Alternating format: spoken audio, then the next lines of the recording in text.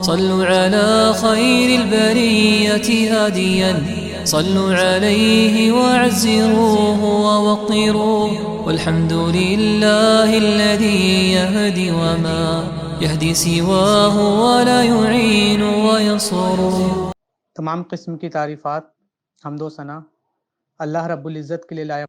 ایک سنت ہے کہ حضرت آدم علیہ السلام سے لے کر اور قیامت جب تک آنی ہے ہر وقت یہاں پر حق اور باطل کے بیچ میں ایک کانفلکٹ ہوتی رہے گی، اور یہ ہمیشہ سے ہوتا آیا ہے ہر دور میں. اس تاریخ میں یوم البدر کا ایک بڑا مقام ہے. یوم البدر کو یوم الفرقان کے نام سے بھی ہم جانتے ہیں، جس کا مطلب ہے حق اور باطل کے بیچ میں تمیز کر دینے والی جنگ. ایک ایسا دن جو حق اور باطل کے بیچ میں جو فرق ہے اس کو واضح کر دے، یہ بتا دے کہ حق کون ہے اور باطل کون ہے، حق کو غالب کر دے اور باطل کو ذلیل اور خوار کر دے. مسلمانوں کو حکم تھا کہ وہ اپنے ہاتھ کو روکے رکھیں، مسلمان صبر اور استقامت کے ساتھ جمے رہیں، اور جو ان کے اوپر ظلم ہو رہا ہے ان کو وہ برداشت کریں اللہ کے لیے. یہ ایک طرح سے تربیت کا مرحلہ تھا. اس کے بعد جب مکہ سے مدینہ مسلمان ہجرت کر جاتے ہیں تو اس کے بعد ایک سنت ہے، وہ ہے سنت مزاحمت. اس کی شروعات ہوتی ہے، اور اللہ تعالیٰ اس کے تعلق سے قرآن میں فرماتا ہے کہ اور اگر اللہ انسانوں کے ایک گروہ کو دوسرے گروہ کے ذریعے ہٹاتا نہ رہتا تو یقیناً ساری زمین کا نظام بگڑ جاتا، لیکن اللہ دنیا والوں پر بڑا فضل کرنے والا ہے. اللہ رب العالمین اس جہاد کے ذریعے سے لوگوں پر فضل کرتا ہے. اللہ رب العالمین قرآن میں یہ فرما رہا ہے کہ یہ جو جہاد ہے، اس جہاد کے ذریعے سے اللہ اس زمین کا نظام جو ہے وہ صحیح کر رہا ہے اور دنیا والوں پر بڑا فضل کر رہا ہے. پھر اللہ رب العالمین دوسرے مقام پر فرما رہا ہے کہ اور وہ لوگ جنہیں ان کے گھروں سے ناحق نکال دیا گیا ہے صرف اس لیے کہ وہ کہتے ہیں کہ ہمارا رب اللہ ہے، اور اگر اللہ لوگوں میں سے بعض کو بعض کے ذریعے سے دفع نہ کرتا تو بلا شبہ خانقاہیں اور گرجے اور عبادت خانے اور مسجدیں ڈھا دی جاتی جن میں اللہ کا نام بکثرت ذکر کیا جاتا ہے. اور اللہ ضرور اس کی مدد کرے گا جو اس کے دین کی مدد کرے گا، بے شک اللہ یقیناً بہت قوت والا خوب غالب ہے. تو یہاں پر بھی اللہ نے جہاد کی سنت کو بتایا ہے کہ جہاد کے ذریعے سے اللہ تعالیٰ مقدس مقامات، ریلیجیس پلیسز آف ورشپ کی حفاظت کرتا ہے جہاں پر اللہ کا نام بکثرت لیا جاتا ہے. تو یہاں پہ بھی جہاد کی خوبصورتی اللہ بیان کر رہا ہے. اور پھر اللہ تعالیٰ سورہ بقرہ میں طالوت اور جالوت کی شکل میں جو حق اور باطل کی ایک جنگ ہوئی ہے اس کی مثال پیش کر رہا ہے اور کہہ رہا ہے کہ اللہ دنیا والوں پر بڑا فضل کرنے والا ہے. اس سے یہ معلوم چلا کہ جہاد فساد نہیں ہے، بلکہ جہاد کے ذریعے اللہ رب العالمین فساد کا خاتمہ کرتا ہے، اور جہاد کے ذریعے اللہ تعالیٰ اہل دنیا کے لیے بڑا انعام کرتا ہے. اللہ تعالیٰ آیت حج سے پہلے بھی اللہ تعالیٰ اعلان کیا ہے کہ اپنے مومن دوستوں کا دفاع کرتا ہے. اللہ تعالیٰ کہہ رہا ہے اور اللہ ضرور اس کی مدد کرے گا جو اس کے دین کی مدد کرے گا، بے شک اللہ رب العالمین یقیناً بہت قوت والا خوب غالب ہے. اب دیکھیں کہ یہاں پر جو صحابہ کرام کو بتایا جا رہا ہے اور تیار کیا جا رہا ہے وہ کس کے لیے تیار کیا جا رہا ہے؟ جہاد فی سبیل اللہ کے لیے. اور 13 سال ان کو بھٹی میں تپایا گیا، ہر طرح کی مشکلات سے گزارا گیا. صبر اور استقامت کے معاملے میں وہ اعلیٰ معیار پر فائز ہو گئے ہیں، اور جہاد کے لیے اور اللہ کے دین کے تو اللہ رب العالمین اسلام کے غلبے کے لیے اور اسلام کو پوری دنیا میں پھیلنے کے لیے جہاد فی سبیل اللہ کے ذریعے سے، تو اس کے لیے اعلیٰ قیادت اور خاص منہج اور قوت کی ضرورت ہے، اور اس کے لیے اللہ رب العالمین صحابہ کرام کو تیار کر رہا ہے. پھر اس کے بعد جہاد جو ہے وہ ایک بار میں فرض نہیں ہوا ہے، بلکہ جہاد کی جو فرضیت کے ہے وہ مراحل ہیں. سب سے پہلے مکہ میں مسلمانوں کو یہ حکم تھا کہ صبر کرو. اللہ کے رسول صلی اللہ علیہ وسلم فرما رہے تھے کہ مسلمانوں کو صبر کرو، ابھی مجھے قتال کا حکم نہیں دیا گیا. پھر اس کے بعد اللہ رب العالمین قرآن میں آیت نازل کر کے فرماتا ہے کہ جن لوگوں سے لڑائی کی جاتی ہے انہیں جہاد کی اجازت دی گئی ہے، اس لیے کہ ان پر ظلم ہوا ہے اور یقیناً اللہ ان کی مدد پر ضرور قادر ہے. تو اب پہلے آپ کو ہاتھ روکنے کا حکم تھا، اب اس کے بعد مسلمانوں کو حکم ہوا ہے کہ جن لوگوں سے لڑائی کی جاتی ہے ان لوگوں کو حکم دیا گیا کہ اب وہ جہاد کرے. ان لوگوں سے جنگ کرنے کا واجبی حکم جو مسلمانوں سے لڑتے ہیں. اللہ تعالیٰ پھر آگے فرماتا ہے اور تم اللہ کی راہ میں ان لوگوں سے لڑو، جہاد کرو جو تم سے لڑتے ہیں، اور تم زیادتی نہ کرو، بے شک اللہ تعالیٰ زیادتی کرنے والوں کو پسند نہیں کرتا ہے. اور پھر اللہ تعالیٰ آگے اگلا مرحلہ جو ہے وہ یہ ہے کہ اور تمام مشرکین سے لڑو جیسے وہ سارے تم سے لڑتے ہیں، اور جان لو بے شک اللہ متقیوں کے ساتھ ہے. تو جہاد پہلے اجازت نہیں تھی، پھر اجازت ملی ہے ان لوگوں کو جن سے لڑا جاتا تھا، پھر اس کے بعد سارے مشرکین سے لڑنے کا حکم دیا گیا ہے. اب یہاں پر مسلمانوں کو حکم دے دیا گیا ہے کہ اب وہ اللہ کے راہ میں کیا کرے؟ جہاد کرے.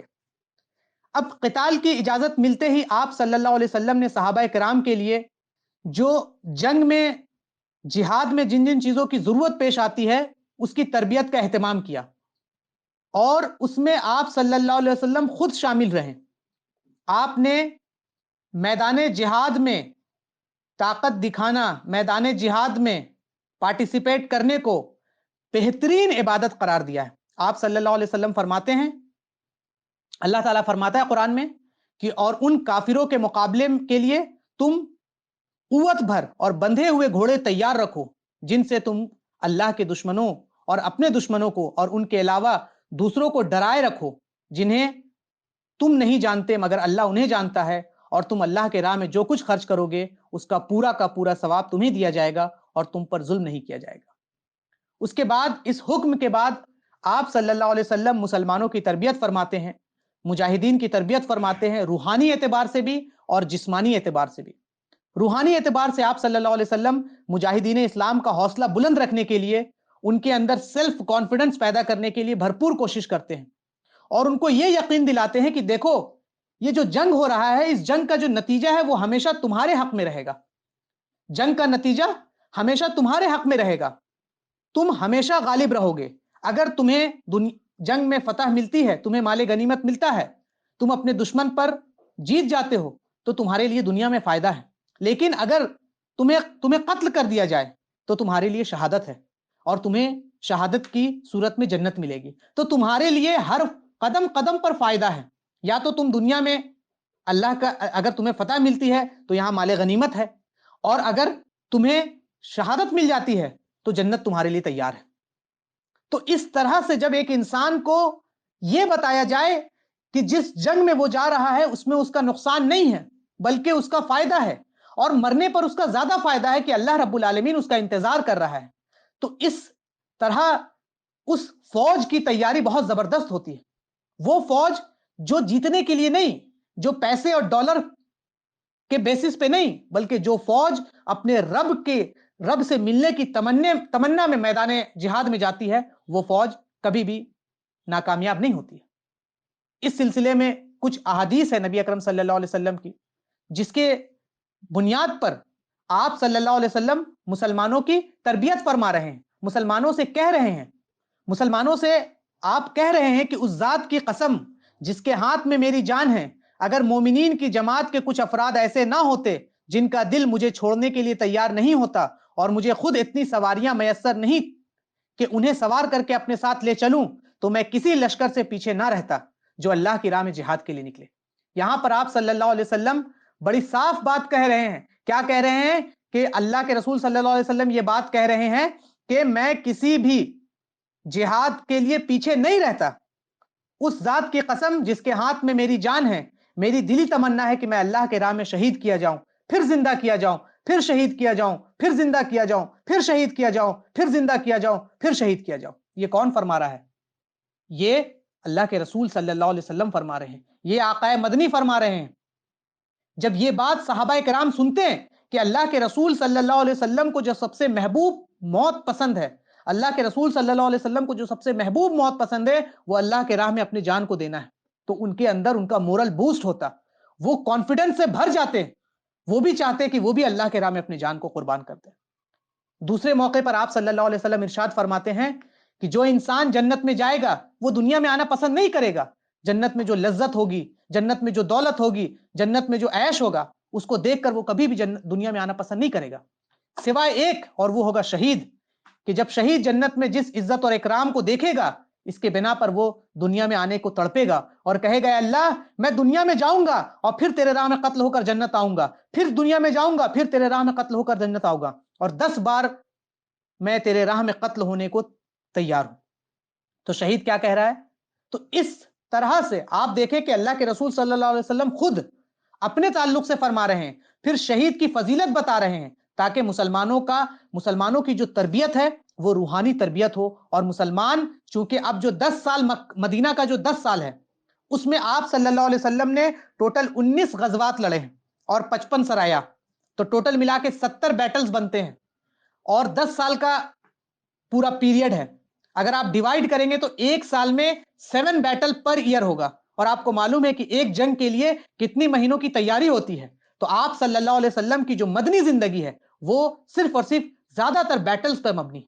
اسی کے لیے سلف اور صحابہ کرام جب اپنے بچوں کو سیرت کی تعلیم دیتے تھے تو وہ آپ صلی اللہ علیہ وسلم کو سیرت کو المغازی کے نام سے پڑھاتے تھے۔ جو ارلی اسکالرز ہیں، جو سیرت کی کتابیں جنہوں نے لکھی ہیں، وہ المغازی کے نام سے لکھے ہیں، بیٹلز کے نام سے، آپ صلی اللہ علیہ وسلم کے غزوات کے نام سے۔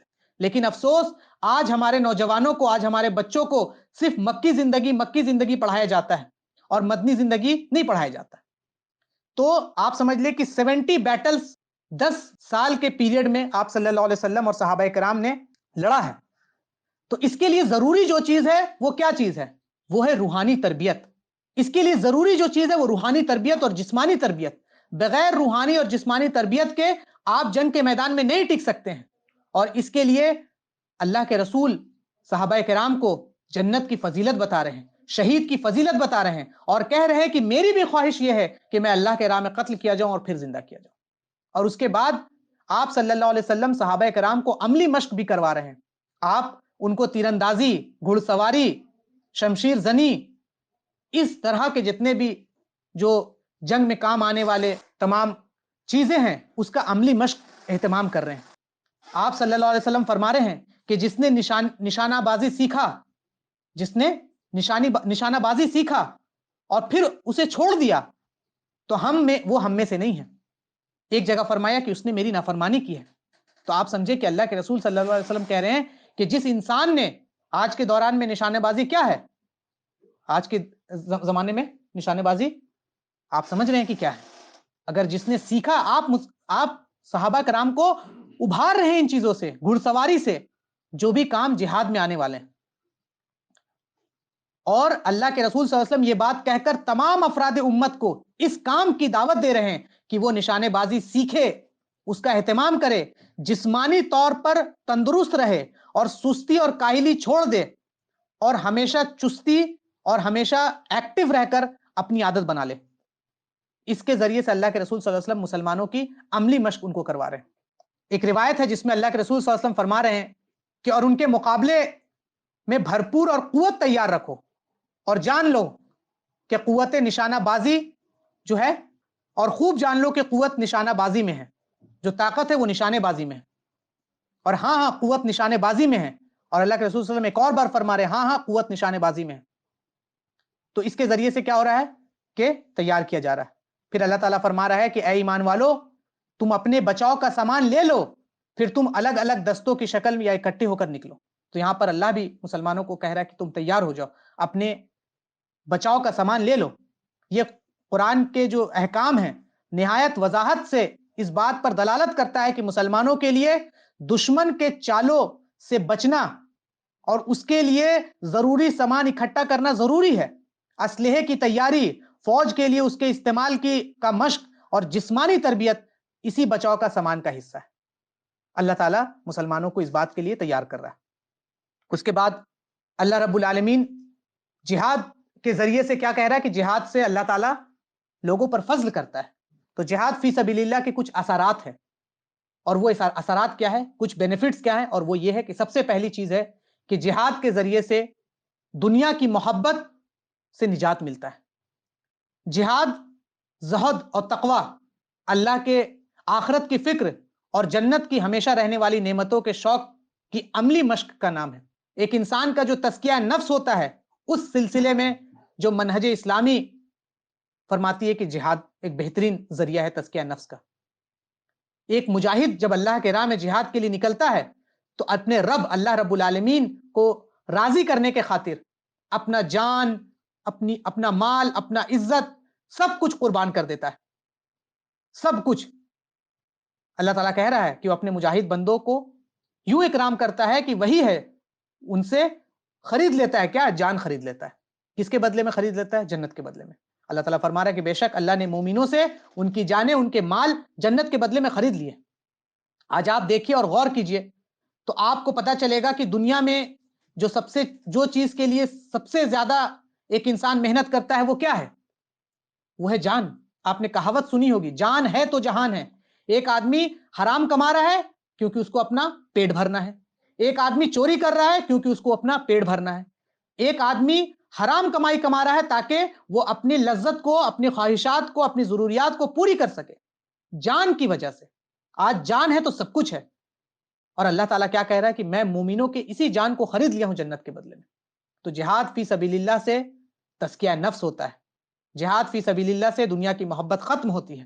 جہاد فی سبیل اللہ سے ایک انسان کے اندر تقوی پیدا ہوتا ہے اور آخرت کی فکر پیدا ہوتی ہے. پھر دوسرا پوائنٹ ہے صبر اور جانثاری کی تربیت. جہاد کے ایک اثرات میں ہے کہ انسان کے اندر صبر پیدا ہوتا ہے اور جان کو نچھاور کرنے کی تربیت آتی ہے. صحابہ کرام کو یہ بات معلوم تھا کہ جنت کا راستہ جو ہے وہ مشکلات سے بھرا ہوا ہے، کانٹوں سے بھرا ہوا ہے. انہیں علم تھا کہ ہم جس راہ پر چل رہے ہیں اس کے منزل تک پہنچنا اتنا آسان نہیں ہے، ناممکن ہے. اور یہاں راحت کا سامان نہیں ملے گا. یہ وہ راستہ نہیں ہے کہ جہاں پھول آپ کو راستے میں بچھے ہوئے ملیں گے. یہ وہ راستہ نہیں ہے. صحابہ کو معلوم تھا اس میں مشقت برداشت کرنے ہوگا، اس میں کٹھن راہوں پر چلنا ہوگا، اپنے آپ کو عادی بنانا ہوگا، سستی، کاہلی، ان سب کو ختم کرنا ہوگا، اور آزمائش اور مصیبت کے طوفان پر جم کر کھڑے رہنا ہوگا. اور صحابہ کرام نے قرآن مجید سے یہ سبق سیکھا تھا کہ اللہ تعالیٰ کیا فرما رہا ہے کہ اللہ تعالیٰ انسانوں کو بھٹی میں اسی لیے ڈالتا ہے، آزمائش میں اسی لیے ڈالتا ہے تاکہ اللہ تعالیٰ ان کو کندن بنا سکے. اللہ تعالیٰ کہہ رہا ہے قرآن میں کہ ہم تمہیں لازماً آزمائیں گے اور دیکھیں گے کہ تم میں سے کون ہے جو اللہ کے راہ میں لڑتا ہے اور کون ہے جو اللہ کے راہ میں نہیں لڑتا ہے. اور اللہ تعالیٰ یہ کیا کہہ رہا ہے کہ تمہیں لازماً آزمائیں گے. تو یہ تزکیہ نفس، صبر اور جانثاری کی تربیت پیدا ہوتی ہے. پھر جہاد، آج جہاد کو لوگوں نے گالی بنا دیا ہے. جہاد عزت نفس کا محافظ ہے. صحابہ کرام نے اللہ کے رسول صلی اللہ علیہ وسلم سے جو تعلیم حاصل کی ہے وہ یہ ہے کہ جہاد فی سبیل اللہ ایک مسلمان کی عزت نفس کو بڑھاتا ہے، اس کو تقویت دیتا ہے اور ایک انسان کو ذلت اور حقارت کے احساس سے نکالتا ہے. جب ہم نے جہاد چھوڑا ہم ذلیل و خوار ہو گئے. جس دن ہم جہاد کے اس مبارک عمل کو پکڑیں گے ہم پھر سے عزت والے ہو جائیں. اللہ تعالیٰ کیا کہہ رہا ہے؟ اور عزت اللہ ہی کے لیے ہے اور اللہ کے رسول کے لیے اور مومنوں کے لیے، لیکن منافق اس حقیقت کو نہیں سمجھتے. آج مسلمانوں نے جہاد سے اپنے آپ کو دور کر لیا ہے اور آج ہر طرف سولوشن مانگے جاتے ہیں، لیکن ہم نے کبھی نبی صلی اللہ علیہ وسلم سے نہیں پوچھا کہ بتائیں سولوشن کیا ہے. آئیے ہم آپ صلی اللہ علیہ وسلم سے سولوشن پوچھتے ہیں. آپ صلی اللہ علیہ وسلم کی ایک حدیث ہے، ابو داؤد میں نقل ہے، جائیں اور دیکھیں حدیث نمبر 3462. اللہ کے رسول فرما رہے ہیں کہ جب تم انا ایک طرح کے لین دین کی صورت ہے، ایک طرح کی سودی کاروبار کرنے لگو گے، بیلوں کی دم کو پکڑ لو گے، کھیتی باڑی میں مطمئن ہو جاؤ گے اور اللہ کے راہ میں جہاد کو چھوڑ دو گے تو اللہ تم پر ایسی ذلت مسلط کر دے گا کہ جس سے تم تب تک باہر نہیں نکلو گے جب تک تم واپس صحیح دین کی طرف نہیں پلٹ رہو. صحیح دین کیا ہے؟ غور کریں. آج ہمارے اوپر جو ذلت ہے اس کا حل ہم پتہ نہیں کہاں ڈھونڈتے ہیں، لیکن سنن ابو داؤد کی جو روایت ہے حدیث نمبر 3462 اس میں صاف صاف اس کا حل نکلا ہوا ہے. اللہ تعالیٰ فرما رہا ہے کہ وہ انسان جو ہماری ملاقات کی امید نہیں رکھتے ہیں اور دنیاوی زندگی پر راضی ہیں اور اسی پر مطمئن ہیں، وہ لوگ جو ہماری نشانیوں سے غافل ہیں، اور وہی ہے جن کا ٹھکانہ کہاں ہے؟ جہنم ہے۔ تو یہاں پر مقصد بتایا جا رہا ہے۔ پھر جہاد فی سبیل اللہ کا جو مقصد ہے وہ کیا ہے؟ اسلامی عقیدے کی آزادی کا تحفظ۔ اللہ تعالیٰ قرآن میں فرما رہا ہے کہ اور تم ان سے لڑو حتیٰ کہ فتنہ شرک نہ رہے، سارے کا سارا دین اللہ کا ہو جائے۔ پھر اگر وہ کافر باز آ جائے تو بے شک اللہ ان کے کاموں کو خوب دیکھ رہا ہے، اور اگر وہ پھرے تو جان لو یقیناً اللہ ہی تمہارا کارساز ہے، اور وہی بہترین کارساز اور بہترین مددگار ہے۔ یہاں پہ جو بات باہر آ رہی وہ کیا آ رہی ہے؟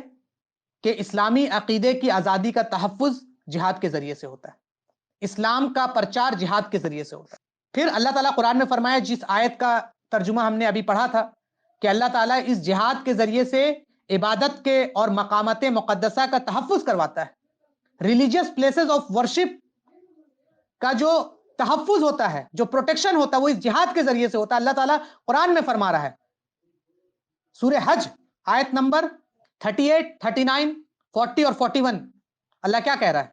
اللہ تعالیٰ کہہ رہا ہے کہ یقیناً اللہ ایمان والوں کا دفاع کرتا ہے، بے شک اللہ ہر خائن اور ناشکرے کو پسند نہیں کرتا ہے۔ جن لوگوں سے لڑائی کی جاتی ہے انہیں جہاد کی اجازت دی گئی ہے۔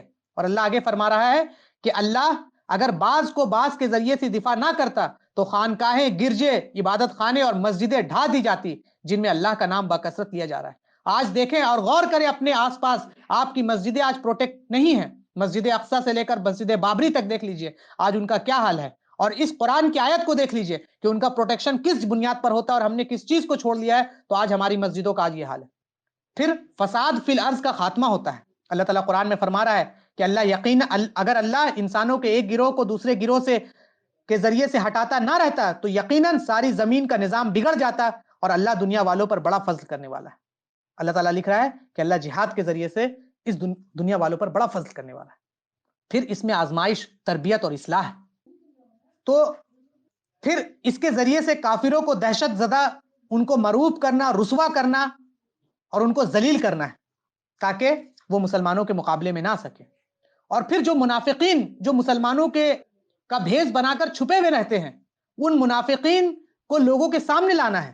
اللہ تعالیٰ کیا کہہ رہا ہے کہ اللہ مومنوں کو اس حالت میں ہرگز نہ رہنے دے گا جس میں تم اس وقت ہو، یہاں تک کہ وہ ناپاک کو پاک سے علیحدہ کر دے گا۔ اور اللہ کا یہ طریقہ نہیں ہے کہ وہ تم پر غیب ظاہر کرے، اللہ اپنے رسولوں میں سے جسے چاہتا ہے غیب کی باتیں بتانے کے لیے چن لیتا ہے۔ پس تم ایمان لاؤ اور اللہ اور اس کے رسولوں پر، اور اگر تم ایمان لاؤ گے اور پرہیزگاری اختیار کرو گے تو تمہارے لیے بڑا اجر ہے۔ امام ابن کثیر رحمۃ اللہ علیہ اس آیت کی تفسیر میں لکھتے ہیں کہ اللہ اس کے ذریعے سے کیا کہتا ہے؟ تاکہ جہاد کے ذریعے سے اللہ تعالیٰ منافقین اور فاجر اور چھپے ہوئے دشمن جو مسلمانوں کے اردو نام والے بنے ہوئے ہیں وہ کھل کر باہر آ جائے۔ اور یہ تبھی باہر آئیں گے جب مسلمانوں پر مصیبت آئے گی، جب میٹھا میٹھا دن چلے گا، جب تمام دن خوشحال ہوں گے تو سارے منافقین اور فاسق اور فاجر جو چھپے ہوئے ہیں وہ سب چھپے ہوئے رہیں گے۔ لیکن جیسے ہی مسلمانوں پر آزمائش آئے گی، جیسے ہی مسلمانوں کو جہاد کا حکم ہوگا، سارے منافقین کھل کر باہر آ جائیں گے۔ تو اللہ تعالیٰ جہاد کے ذریعے سے منافقین کو، ان کے پردہ کو چاک کرتا ہے۔ پھر اقامت دین، اللہ کے دین کا غلبہ، خلافت کا قیام اسی جہاد سے ممکن ہے، اور اس کے علاوہ کوئی راستہ نہیں۔ پھر کافروں کے ظلم و ستم کا خاتمہ بھی اسی جہاد سے۔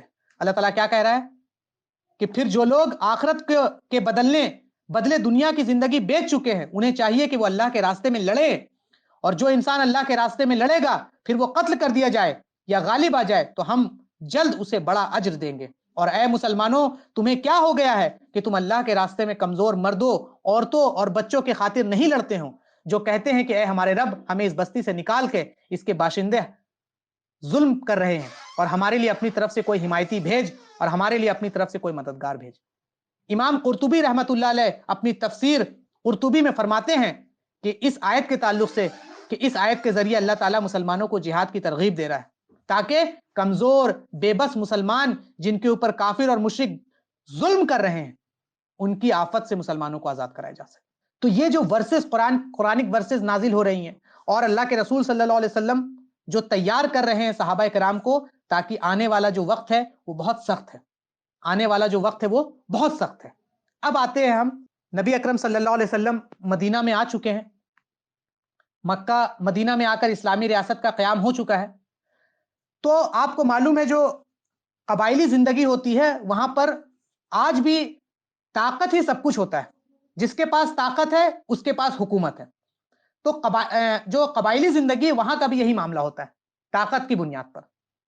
تو نئی نئی اسلامی ریاست جو وہاں پر قائم ہوئی تھی مدینہ میں، تو آس پاس کے جو لوگ تھے، آس پاس کے جو قبیلے تھے اور ڈاکو جو تھے، وہ سب کیا ہیں، وہ سب اس تیاری میں تھے کہ اس نئی نئی اسلامی ریاست کو اچک لیا جائے۔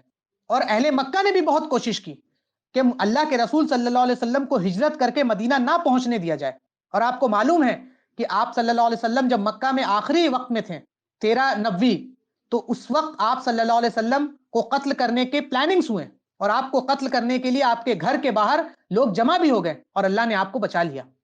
لیکن کوئی نہیں چاہتا تھا کہ اسلامی ریاست قائم ہو سکے، ہر کوئی یہی چاہتا تھا کہ اللہ کے رسول صلی اللہ علیہ وسلم اور صحابہ کرام جو ہیں ان سب کو ختم کر دیا جائے، کسی طرح سے ان کو روک دیا جائے، کسی طرح سے ان کو اس صفحہ ہستی سے مٹا دیا جائے۔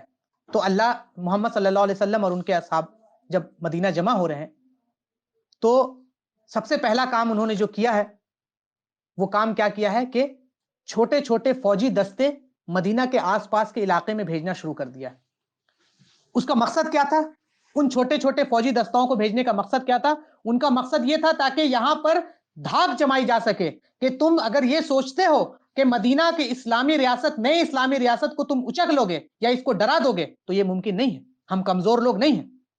تو چھوٹے چھوٹے یہ دستے الگ الگ قبیلے کے پاس جاتے ہیں اور ان سے الائنس کرتے ہیں، ان سے پیکٹ کرتے ہیں کہ یا تو آپ ہمارے سپورٹ میں آ جائیے، یا تو آپ نیوٹرل ہو جائیے، مطلب یا تو آپ ہمارا ساتھ دیجئے، ہمارے ساتھ الائنس کیجئے، یا پھر آپ نیوٹرل ہو جائیے، آپ ہمارا نقصان نہیں کیجئے گا، اور جب کبھی جنگ ہوگا تو آپ خاموش بیٹھیے گا، یا تو آپ ہمارا سپورٹ کیجئے گا۔ تو اس کے ذریعے آپ صلی اللہ علیہ وسلم مکہ کے مدینہ کے آس پاس ایک پولیٹیکل الائنس بنا رہے ہیں، ایک گھیرا بنا رہے ہیں، اور مکہ کو پولیٹیکلی اور سوشلی تمام عرب سے کٹ کرنے کی کوشش کر رہے ہیں۔ کیونکہ اگر آپ میپ دیکھیں گے تو مکہ نیچے ہے، اس کے اوپر مدینہ ہے، اور اس کے اوپر شام ہے، سیریا۔ تو مکہ کا جو قافلہ، تجارتی قافلہ جاتا تھا، وہ مکہ سے مدینہ ہوتے ہوئے سیریا جاتا تھا۔ تو اب مدینہ میں کون ہے؟ اللہ کے رسول صلی اللہ علیہ وسلم ہے۔ تو جس راستے سے ان کا قافلہ جاتا تھا، آپ صلی اللہ علیہ وسلم وہاں چھاپے مار دستہ بھیجتے تھے تاکہ کفار جو ہے، مشرکین مکہ ہے، ان کو ڈرایا اور دھمکایا جا سکے۔ اور اللہ کے رسول صلی اللہ علیہ وسلم نے کئی سرایا بھیجا ہے، جس میں عبیدہ بن حارث سرایا، حمزہ بن عبد المطلب، پھر کچھ غزوات ہوئے ہیں، غزوہ ابوا جس میں آپ صلی اللہ علیہ وسلم نے خود شرکت کی ہے، اور ان قبیلے سے جا کے آپ صلی اللہ علیہ وسلم صلح کر کے آئے۔ پھر سعد بن ابی وقاص کا ایک نکلے ہیں 8 مہاجرین کو لے کر، جو ہے وہ غزوہ بدر پیش آیا۔ تو آپ صلی اللہ علیہ وسلم کفار کو پولیٹیکلی، اکنومیکلی، سوشلی کٹ کرنے کی پوری پلاننگ کر رہے ہیں۔ یہ آپ ذہن میں رکھیے کہ اب جو غزوہ بدر کیوں ہوا ہے، اور غزوہ بدر کے آس پاس کا جو ماحول ہے، وہ آپ کے ذہن میں رہنا بہت ضروری ہے۔ اور وہ یہ ہے کہ آپ مشرکین مکہ کو، قریش کو پولیٹیکلی اور سوشلی کٹ کرنے کی پوری پلاننگ کر رہے ہیں۔ آس پاس کا جو چھوٹے موٹے غزوات ہے اور سرایاز ہیں، جس میں آپ صلی اللہ علیہ وسلم خود شامل نہیں ہو رہے، کسی اور کو بھیج رہے ہیں، اور پھر جا کے پھر آپ صلی اللہ علیہ وسلم چھاپے مار دستہ بھیج رہے ہیں، پھر آپ صلی اللہ علیہ وسلم اسپائز، جو لوگ جاسوس ہیں، ان کو بھیج رہے ہیں تاکہ وہ جائے اور قریش کے حالت کو پتہ لگا کے آئے کہ قریش کیا کر رہے ہیں، قریش کا قافلہ کدھر نکل رہا ہے، قریش کس طرح کی تیاری کر رہے ہیں، یہ پتہ کر کے آئے۔ اسی بیچ میں کیا ہوا کہ اللہ کے رسول صلی اللہ علیہ وسلم ایک سریا بھیجے تھے جس میں عبداللہ بن جہش رضی اللہ عنہ تھے۔ تو آپ صلی اللہ علیہ وسلم جب یہ بھیجے ہیں تو 8 مہاجرین کو آپ مکہ سے جنوب کے جانب وادی نخلہ کی جانب بھیجے ہیں تاکہ وہ جائیں اور قریش کی حالت کو پتہ کر کے آئے۔ تو جب یہ لوگ طائف کے راستے میں تھے تو ایک قریش کا ایک تجارتی قافلہ ان کو مل گیا۔ تو عبداللہ ابن جہش اور ان کے ساتھیوں نے جو قافلے کا جو سردار تھا عمرو بن حضرمی، اس کو موت کے گھاٹ اتار دیا، اور قافلے کا جو سامان ہے انہوں نے، مسلمانوں نے لے لیا، اور ایک کو قیدی بنا لیا، اور ایک آدمی بھاگتا ہوا مکہ پہنچ گیا۔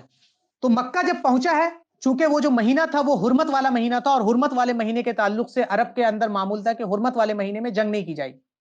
تو صحابہ جو تھے وہ تھوڑا تھے کہ یہ رجب پہنچ گیا ہے کہ نہیں ہوا ہے، اس میں وہ قتل ہو گیا، اور پورے کفاروں نے پروپیگنڈا کرنا شروع کر دیا مسلمانوں کے خلاف، یہ دیکھیے بڑے پارسا بنتے ہیں، یہ لوگ بڑے عدل اور انصاف والے بنتے ہیں، یہ اللہ کے رسول ہونے کی بات کہتے ہیں لیکن حرمت والے مہینے کا خیال نہیں کر رہے ہیں۔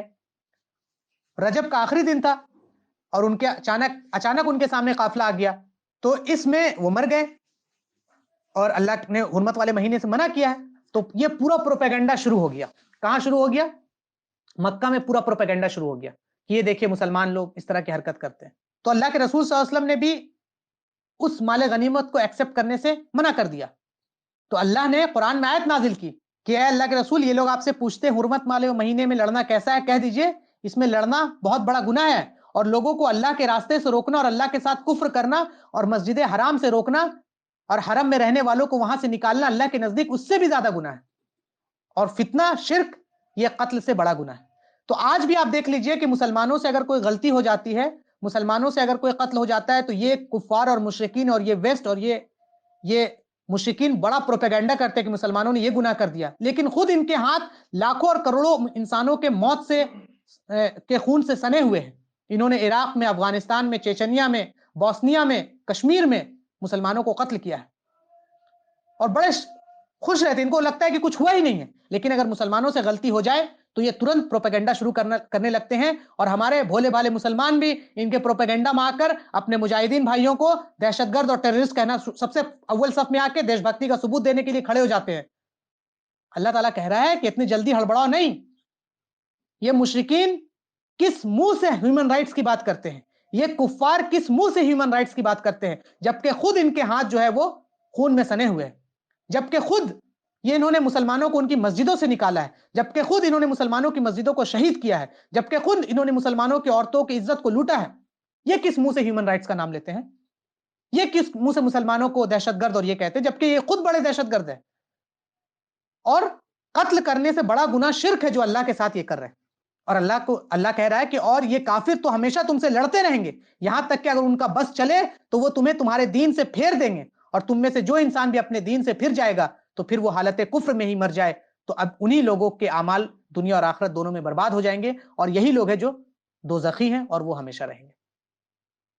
تو اللہ تعالیٰ نے عبداللہ ابن جہش اور ان کے ساتھیوں کے تعلق سے بہت کلیئر کر دیا کہ انہوں نے جو کام کیا وہ صحیح کام ہے، اور ان کو کوئی حق نہیں ہے پروپیگنڈا کرنے کا، ان کا کوئی منہ نہیں بنتا ہے۔ آج بھی ہمیں سبق سیکھنے کی ضرورت ہے کہ مسلمانوں کے خلاف جیسے ہی کوئی پروپیگنڈا آتا ہے، نیوز چینل میں کوئی رپورٹ چلتے ہیں، تو ہمارے بھولے بالے مسلمان فرنٹ لائن پر آ کر ڈیفینسو موڈ میں آ جاتے ہیں اور اپنے ہی لوگوں کو کوسنے لگتے ہیں۔ نہیں، خاموش رہیے، ان کو کس نے حق دیا ہے بولنے کا؟ یہ ہمیں سبق ملتا ہے، یہ جو سرایا عبداللہ ابن جہش۔ تو اس سے کیا ہوا کہ کفار کے اندر ایک غصہ پیدا ہوا، مشرکین مکہ کے ان کے آدمی کو مار دیا، تو ان کے اندر ایک غصہ پیدا ہو گیا ہے، اور غصہ پیدا ہونے کے ساتھ کیا ہے کہ وہ ان کے اندر ایک طرح سے آپ سمجھ لیں کہ ایک جنگ کی، پہلے سے وہ مسلمانوں کے دشمن رہے ہیں، پہلے سے وہ مسلمانوں کے خلاف رہے ہیں، مسلمانوں پر ظلم کر رہے ہیں، تو اب ان کے اندر اور زیادہ غصہ آ چکا ہے۔ اس کے بعد اللہ کے رسول صلی اللہ علیہ وسلم مدینہ کے جو لوگ تھے ان کو کاؤنٹ کرتے ہیں کہ کتنے لوگ ہیں مدینہ میں، تو جنگ کے قابل جو افراد تھے جب کاؤنٹنگ شروع ہوا ہے تو اس میں کتنے لوگ تھے؟ 1500 افراد تھے جو لوگ جنگ کرنے والے تھے۔ تو ٹوٹل پاپولیشن کتنی تھی؟ 1500 مسلمانوں کی مدینہ میں اس وقت جو قابل جنگ تھے، جو جنگ کرنے والے تھے۔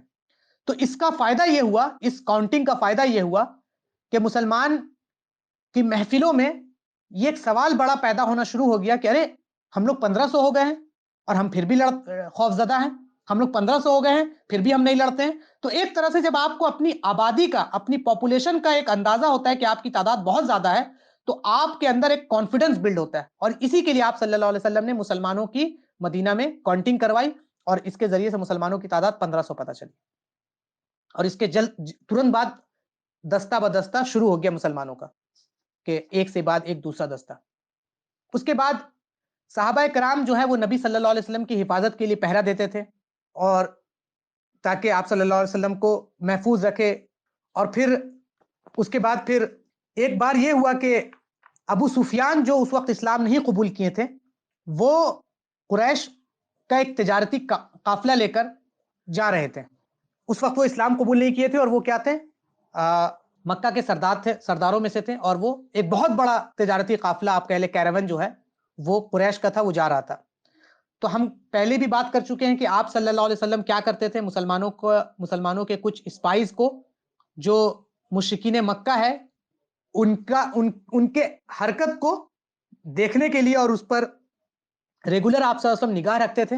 تو آپ نے کچھ اسپائز کو، جاسوس کو بھیجا ہوا تھا کہ وہ جائے اور جا کر پتہ کر کے آئے کہ قریش کیا کر رہے ہیں، کیا نہیں کر رہے ہیں، ان کا قافلہ کدھر نکل رہا ہے، کدھر نہیں نکل رہا ہے۔ تو ایک قافلہ جو ہے اس کا علم آپ صلی اللہ علیہ وسلم کو ہوا ہے، اور اس میں بتایا گیا کہ اس میں جو ہے بہت بڑا قافلہ ہے یہ، اور اس میں جو سیکیورٹی گارڈ سے مطلب ٹوٹل 40 آدمی ہے، 30 سے 40 آدمی ہے جو اس قافلے کی حفاظت کر رہے ہیں۔ تو اللہ کے رسول صلی اللہ علیہ وسلم کو جب یہ معلومات حاصل ہوئی ہے کہ ایک تجارتی قافلہ ہے اور بہت زبردست ہے اور بہت غنیمت ہے، بہت مال ہے، تو 12 رمضان کو آپ صلی اللہ علیہ وسلم مدینہ میں لوگوں سے کہیں کہ جس جس انسان کا سامان تیار ہے، سامان تجارت تیار ہے، جس جس کا گھوڑے بندھے ہوئے ہیں وہ نکل جائیں۔ تو مسلمان جو مدینہ سے نکلے تھے وہ اصل میں جنگ کی نیت سے نہیں نکلے تھے، بلکہ قافلے کو روکنے کے لیے نکلے تھے۔ مسلمان کس لیے نکلے تھے؟ قافلے کو روکنے اور قافلے کو لینے کے لیے نکلے تھے۔ اسی کے لیے سارے صحابہ نہیں جا پائے، کیونکہ ہم نے ابھی دیکھا کاؤنٹنگ میں 1500 ٹوٹل تھے لوگ، لیکن جو نکلے ہیں جنگ میں وہ 313، کہیں کسی روایت میں 317، کسی میں 320، کسی میں 310، اس طرح سے آتا ہے۔ اور جب مسلمانوں کو یہ علم ہوا کہ یہ جو مال لے کے جایا جا رہا ہے اس میں ہمارا مال بھی شامل ہے، جو مسلمان مکہ میں تھے اور مشرکین مکہ نے ان کے مالوں کو چھین لیا تھا اور ان کو واپس ان کے تمام مالوں کو لے لیا تھا اور ان پر ظلم اور زیادتی سے ان پر قبضہ جما لیا تھا، تو صحابہ کرام اور اس قافلے کو لینے کے لیے تیار ہو گئے۔ اس کے بعد آپ صلی اللہ علیہ وسلم جتنے صحابہ ہو سکتے تھے جن کی سواری تیار تھی ان سب کو لے کر آپ صلی اللہ علیہ وسلم نکلتے ہیں، اور جو تعداد بتائی جاتی ہے وہ جیسے ہم نے بتایا کہ امام مسلم نے جو روایت کیا ہے وہ 319 کیا ہے، کسی نے 340 کیا ہے، کسی نے 310 کیا ہے۔ اور مسلمانوں کی طرف سے جو صرف 2 گھوڑے اور 70 اونٹ، اور اس 70 اونٹ پر مسلمان بار بار باری باری کر کے سوار ہو رہے ہیں، مطلب ابھی ایک سوار ہو رہا ہے، پھر 2 سوار ہو رہے ہیں، پھر مطلب باری باری کر کے، کیونکہ مسلمانوں کے پاس بہت زیادہ آپ کہہ لیں کہ جنگی سامان تھا نہیں۔ پھر اس کے بعد جب مسلمان بدر کی طرف بڑھتے ہیں، اس راستے کی طرف جس راستے پر قافلہ ہے، تو اس راستے کی طرف جب مسلمان بڑھتے ہیں تو ابو سفیان چونکہ سردار ہیں اور وہ ریگولر تجارت کرتے رہتے ہیں، اور ان کو معلوم تھا کہ مسلمان جو ہیں وہ ان کے چھاپے مار دستے اور ان کی جو جاسوس ہیں وہ ہمارے قافلے پر نظر رکھے ہوئے ہیں، تو انہوں نے پتا کیا، ایک واقعہ پیش آیا کہ وہ ایک جگہ پہ گئے اور انہوں نے دیکھا کہ کچھ لوگ آئے ہوئے تھے، انہوں نے پوچھا کون لوگ تھے، تو کچھ تفتیش کرنے کے بعد اور اونٹ کی جو گندگی اس کو دیکھنے کے بعد پتا چلا کہ یہ مدینہ کے لوگ ہیں، تو وہ سمجھ گئے کہ یہ مدینہ والے ہمارا پیچھا کر رہے ہیں۔ تو مدینہ والے جو ہمارا پیچھا کر رہے ہیں، تو اس پر ابو سفیان نے اپنا راستہ کیا ہے وہ بدل دیا، جس راستے پہ جانے والے تھے جہاں مسلمان انتظار کر رہے تھے اس راستے پر اب وہ نہیں گئے، بلکہ مدینہ سے 150 کلومیٹر بدر کے مقام پہ پہنچے اور پھر ادھر سے ساحل کے راستے سے ہوتے ہوئے مکہ کی طرف بڑھ گئے، اور انہوں نے ایک قاصد کو، ایک ارجنٹ میسنجر کو قریش کی جانب بھیج دیا اور کہا کہ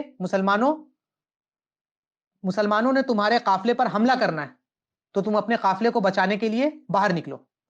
تو یہ میسنجر کہاں پہنچ جاتا ہے؟ مکہ پہنچ جاتا ہے، عمرو بن امیہ الدامری ہے وہ لے کے پہنچ جاتا ہے مکہ، اور وہاں جا کر لوگوں کو یہ بتاتا ہے کیا کہ مسلمان تمہارے جو قافلے ہیں اس پر حملہ کرنے والے ہیں۔ تو اب جو ہے وہ مسلمان چونکہ قافلے کو لینے کے لیے باہر نکلے تھے مکہ سے، مدینہ سے، اور جنگ کی ان کی کوئی نیت نہیں تھی مسلمانوں کی، اور بہت کم لوگ نکلے تھے، تو اب چونکہ قافلہ تو چلا گیا، قافلہ ان کے ہاتھ سے نکل گیا اس راستے سے، تو قریش کو جب یہ بات ان کو خبر ملتی ہے کہ ہمارا جو قافلہ ہے جس میں مکہ کے ہر گھر کا مال موجود ہے، بہت بڑا قافلہ ہے، اس پر مسلمان محمد صلی اللہ علیہ وسلم اور ان کے اصحاب جو ہے وہ حملہ کرنے والے ہیں، تو وہاں پر ایک ہنگامہ برپا ہو گیا، اور وہاں پر پھر وہ لوگ اس کو بچانے کے لیے نکل پڑے، اور قریب 1000 کا لشکر جو ہے ان کا اس کو تیار کیے، لو لشکر سب تیار کیے، اور ہر طرح سے ہتھیار سے وہ تیار ہوئے تاکہ وہ کیا کرے، قافلے کی حفاظت کرے. اور چونکہ ان کے اندر دشمنی پہلے سے ہے اور کفار کو جو کے اندر مسلمانوں سے جنگ کرنے کی ایک ضد پہلے سے ہے، ان کے اندر کئی ایسے بڑے بڑے شیطان موجود ہے جیسے ابو جہل ہے جو یہ چاہتا ہے کہ مسلمان جو ہے ان کو اس زمین سے ختم کر دیا جائے، اس زمین سے ہٹا دیا جائے. تو اس طرح کے کئی لوگ وہاں پر موجود ہیں. تو وہ لوگ کو اب یہ ایک موقع مل گیا کہ اب وہ کیا کریں گے، پیش قدمی کریں گے اور مسلمانوں کو ختم کریں گے اور اپنا قافلہ بچائیں گے. تو ہم ابھی یہاں پہ تھے کہ اب جو ہے وہ ابو سفیان کا جو لشکر ہے وہ کیا ہو گیا ہے کہ ساحل کے راستے ہوتے ہوئے سیف ہو گیا، مطلب اپنے آپ کو انہوں نے سیف کر لیا ہے مسلمانوں سے. اور مسلمان جو نکلے کیا تھے قافلے کے لیے، اور ادھر سے جو لوگ تھے مکہ سے، وہ لوگ چاہتے تھے کیا کرے کہ وہاں پر ہوا کیا کہ جو میسنجر پہنچا تھا مکہ، اس نے کیا کیا کہ اس نے اپنے اونٹ کی ناک کو کاٹ ڈالا.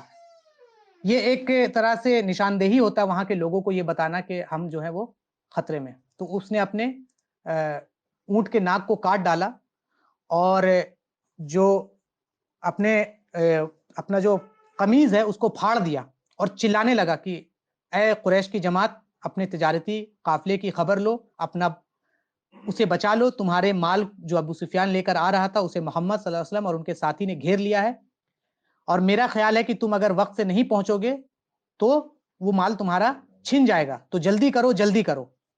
تو جب یہ بات قریش کے سرداروں نے سنا ہے تو وہ سب کے سب ترنت لشکر لے کے نکلے. لیکن اس کے بعد ان تک یہ پیغام پہنچا ہے کہ ان کا جو قافلہ ہے وہ کیا ہو گیا، پروٹیکٹ ہو گیا ہے، بچ گیا ہے.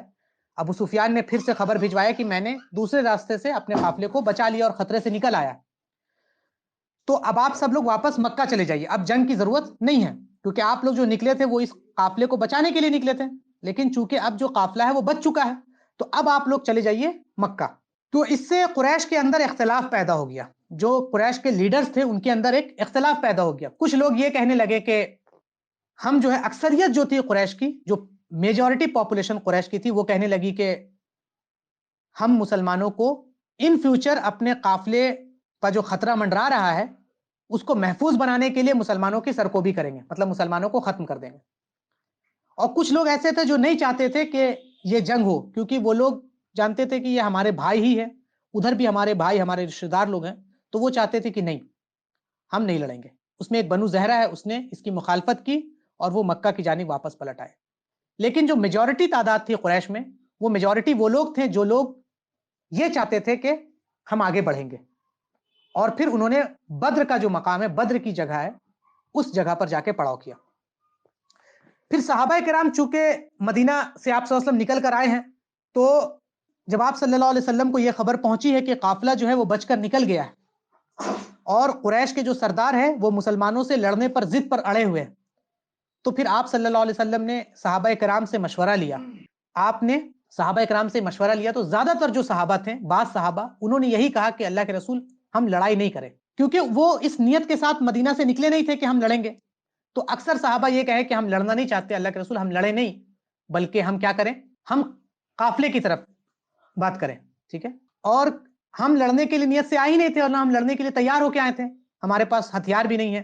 اور وہ جو صحابہ کرام تھے وہ نبی اکرم صلی اللہ علیہ وسلم کو جنگ نہ کرنے پر قائل کرنے کی کوشش کرنے لگے. اور اللہ نے قرآن میں اس بات کو اس طرح سے اس کا نقشہ کھینچا ہے. اللہ قرآن میں فرماتا ہے کہ بدر کے موقع پر آپ کے رب نے آپ کو آپ کے گھر مدینہ سے حق کے ساتھ نکالا تھا، اور بے شک مومنوں کا ایک گروہ اس نکلنے کو ناپسند کرتا تھا. مطلب ایک گروہ جو مسلمان کا تھا وہ نہیں چاہتا تھا کہ یہ جنگ ہو، جنگ ٹف ہوتا ہے، وہ نہیں چاہتا تھا کہ وہ جنگ ہو. تو اللہ تعالیٰ یہاں قرآن میں کہہ رہا ہے کہ مومنوں کا ایک گروہ اس جنگ کو ناپسند کرتا تھا، اور آپ سے حق میں اس کے واضح ہو جانے کے بعد جھگڑتے تھے، گویا انہیں موت کی طرف ہانکا جا رہا تھا.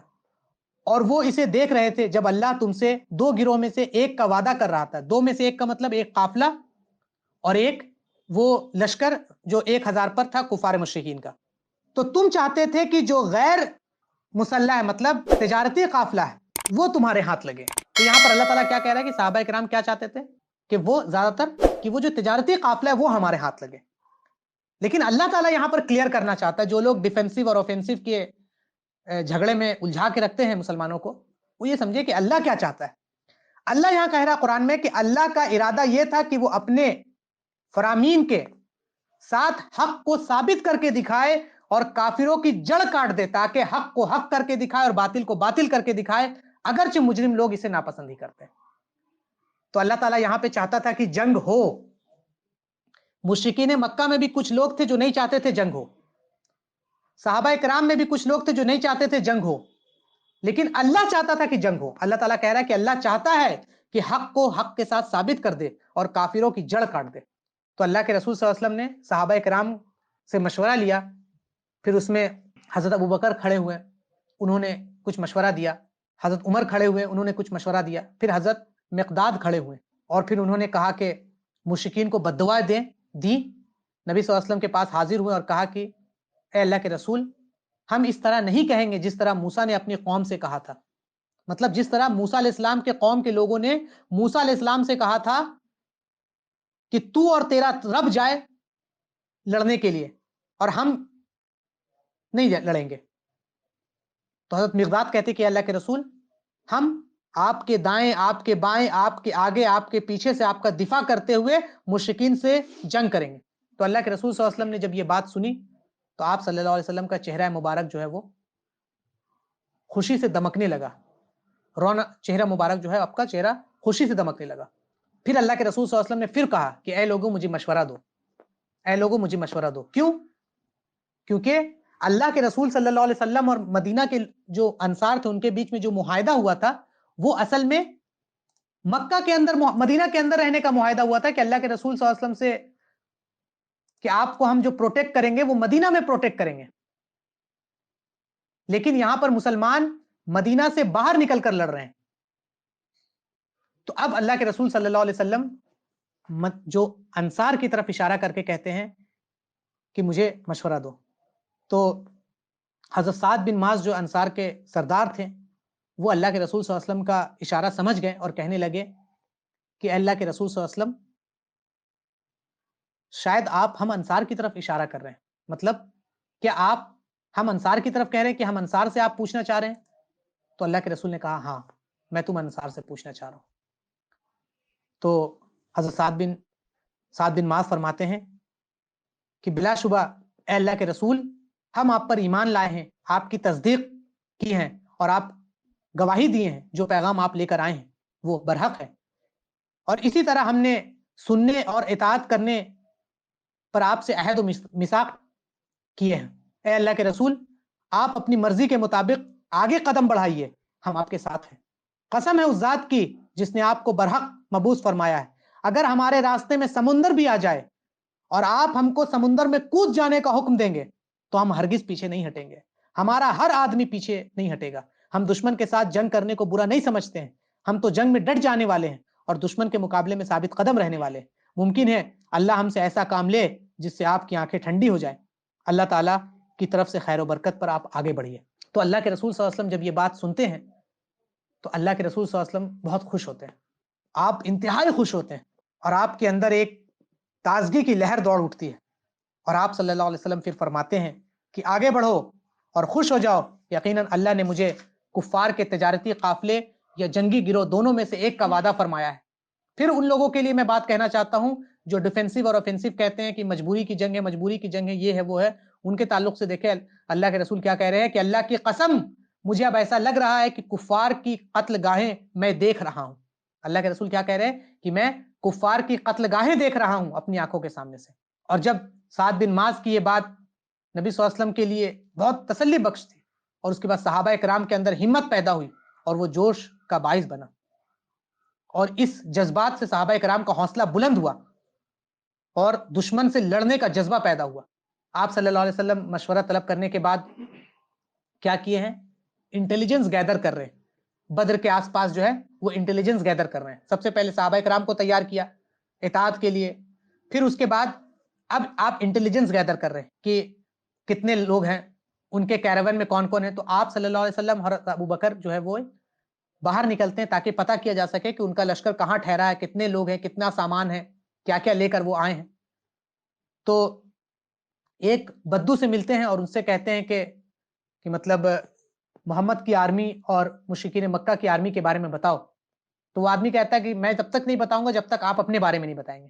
تو اللہ کے رسول کہتے ہیں پہلے ہم نے پوچھا ہے تو بتاؤ. تو پھر وہ بتاتا ہے کہ اگر جس نے مجھے خبر دی ہے صحیح خبر دی ہے تو فلاں فلاں دن مدینہ سے یہ لوگ روانہ ہوئے تو آج یہ یہاں پہنچیں گے، اور مکہ کے جو لوگ روانہ ہوئے تو یہ یہاں پر پہنچیں گے.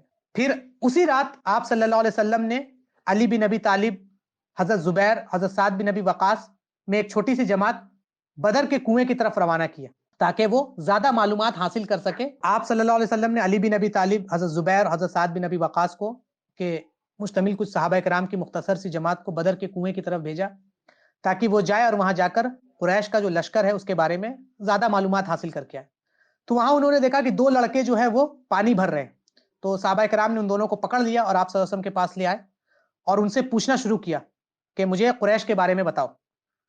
تو انہوں نے کہا کہ قریش کے بارے میں بتاؤ. تو انہوں نے کہا کہ تم کدھر سے بلانگ کرتے ہو؟ تو اس نے کہا کہ میں قریش کی آرمی سے بلانگ کرتا ہوں. تو انہوں نے اس کو مارنا شروع کر دیا. پھر بولا کہ ابو سفیان کے بارے میں بتاؤ. تو وہ کہا کہ میں نہیں جانتا ہوں ابو سفیان کہاں ہے. تو ان سے پوچھا کہ تم کس کے بارے میں جانتے ہو؟ تو وہ کہا کہ میں ابو جہل کے بارے میں جانتا ہوں، امیہ بن خلف کے بارے میں جانتا ہوں، عتبہ بن ربیعہ کے بارے میں جانتا ہوں. یہ وہ نام ہے جو مشرکین مکہ کے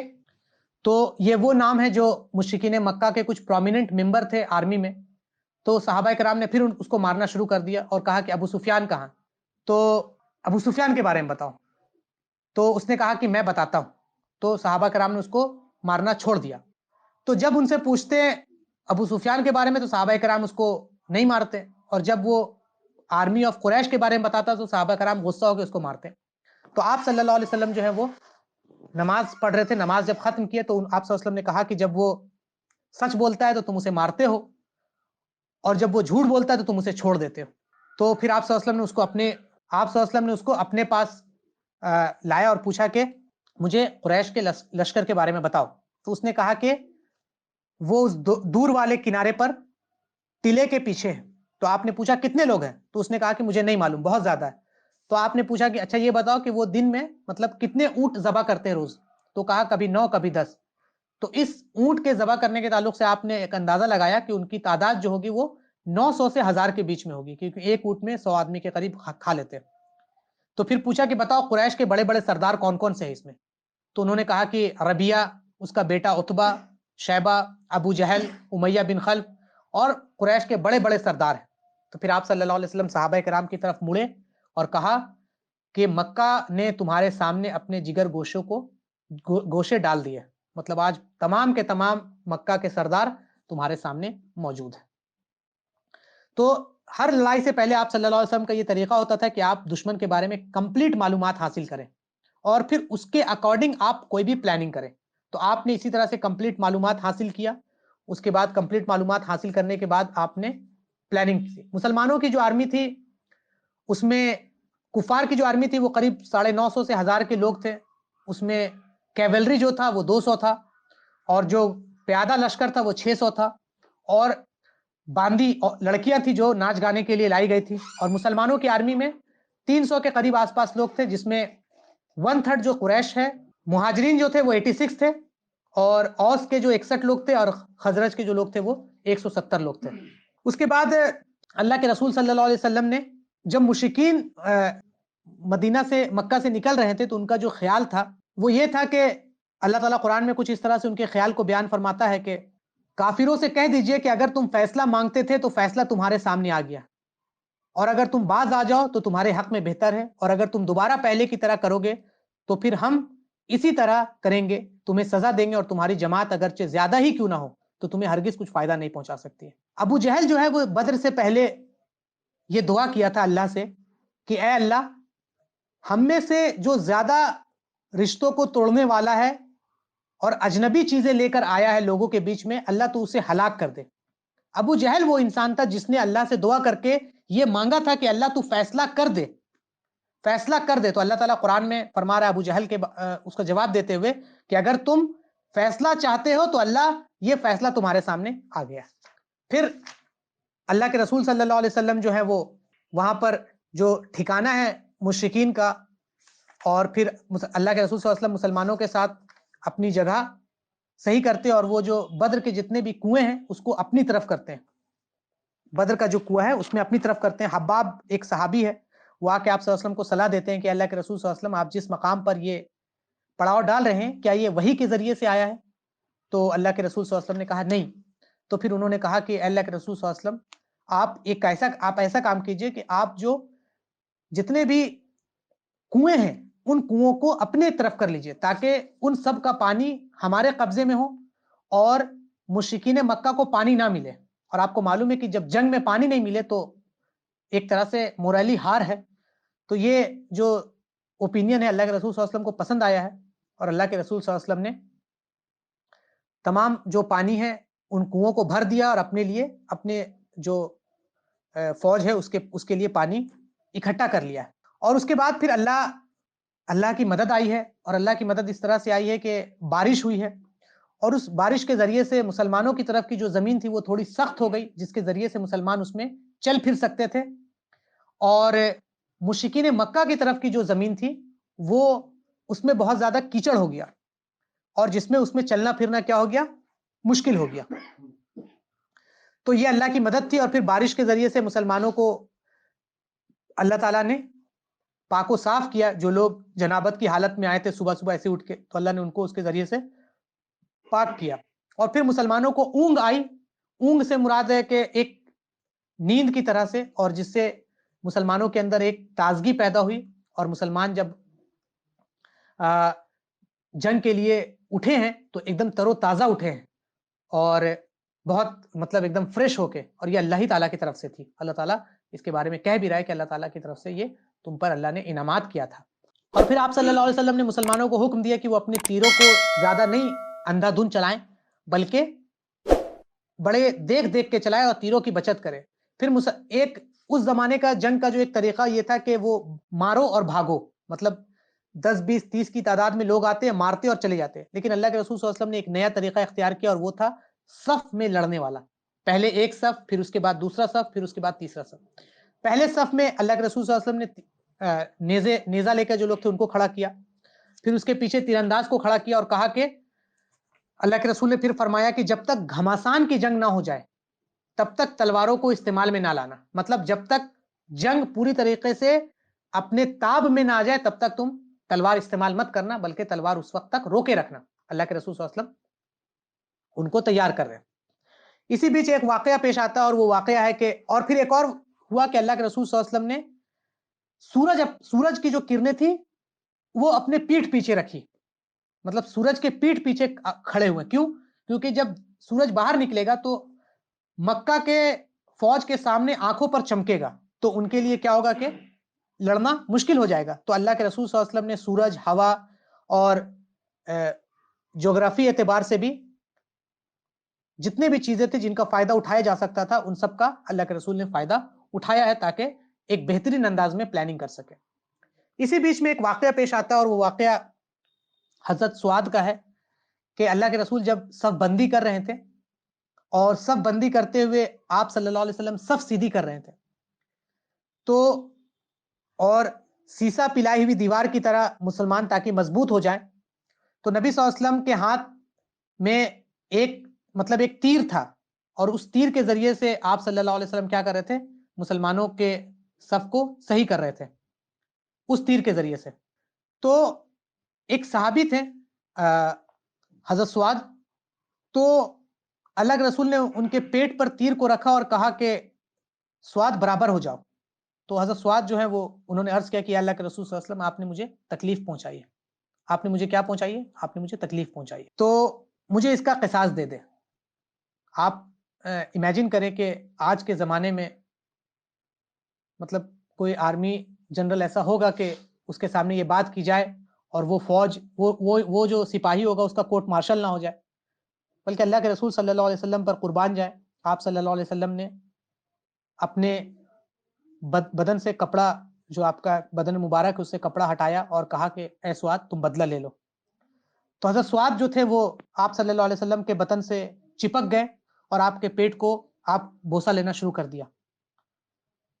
یہ محبت کا عالم تھا تو اللہ کے رسول نے پوچھا کہ اے سعد تمہیں اس چیز پر کس نے ابھارا ہے، آخر تم نے یہ کیوں کیا؟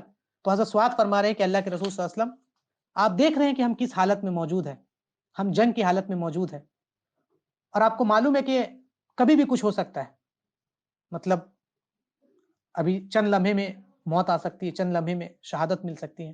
تو اللہ کے رسول صلی اللہ علیہ وسلم میری خواہش یہ تھی کہ ایسے موقع پر میرا جسم جو ہے وہ آپ کے جسم مبارک سے لگ جائے۔ تو یہ سن کر آپ صلی اللہ علیہ وسلم ان کے حق میں دعا کرتے ہیں۔ تو آپ دیکھیں کہ یہ وہ فوج ہے، یہ پیسے سے ڈالر والی فوج نہیں ہے، یہ وہ فوج ہے جو اللہ کے رسول سے اتنا بے انتہا محبت کرتی ہے، یہ وہ فوج ہے جو فوج مرنے کے لیے آئی ہے، یہ وہ فوج ہے جو فوج اپنے کمانڈر، اپنے رسول سے بے انتہا محبت کرتی ہے کہ مرنے سے پہلے چاہ رہی ہے کہ آپ کے جسم سے لگنے کی سعادت حاصل ہو جائے، کامیاب ہو جائیں گے۔ اس فوج کو نہیں ہرایا جا سکتا ہے۔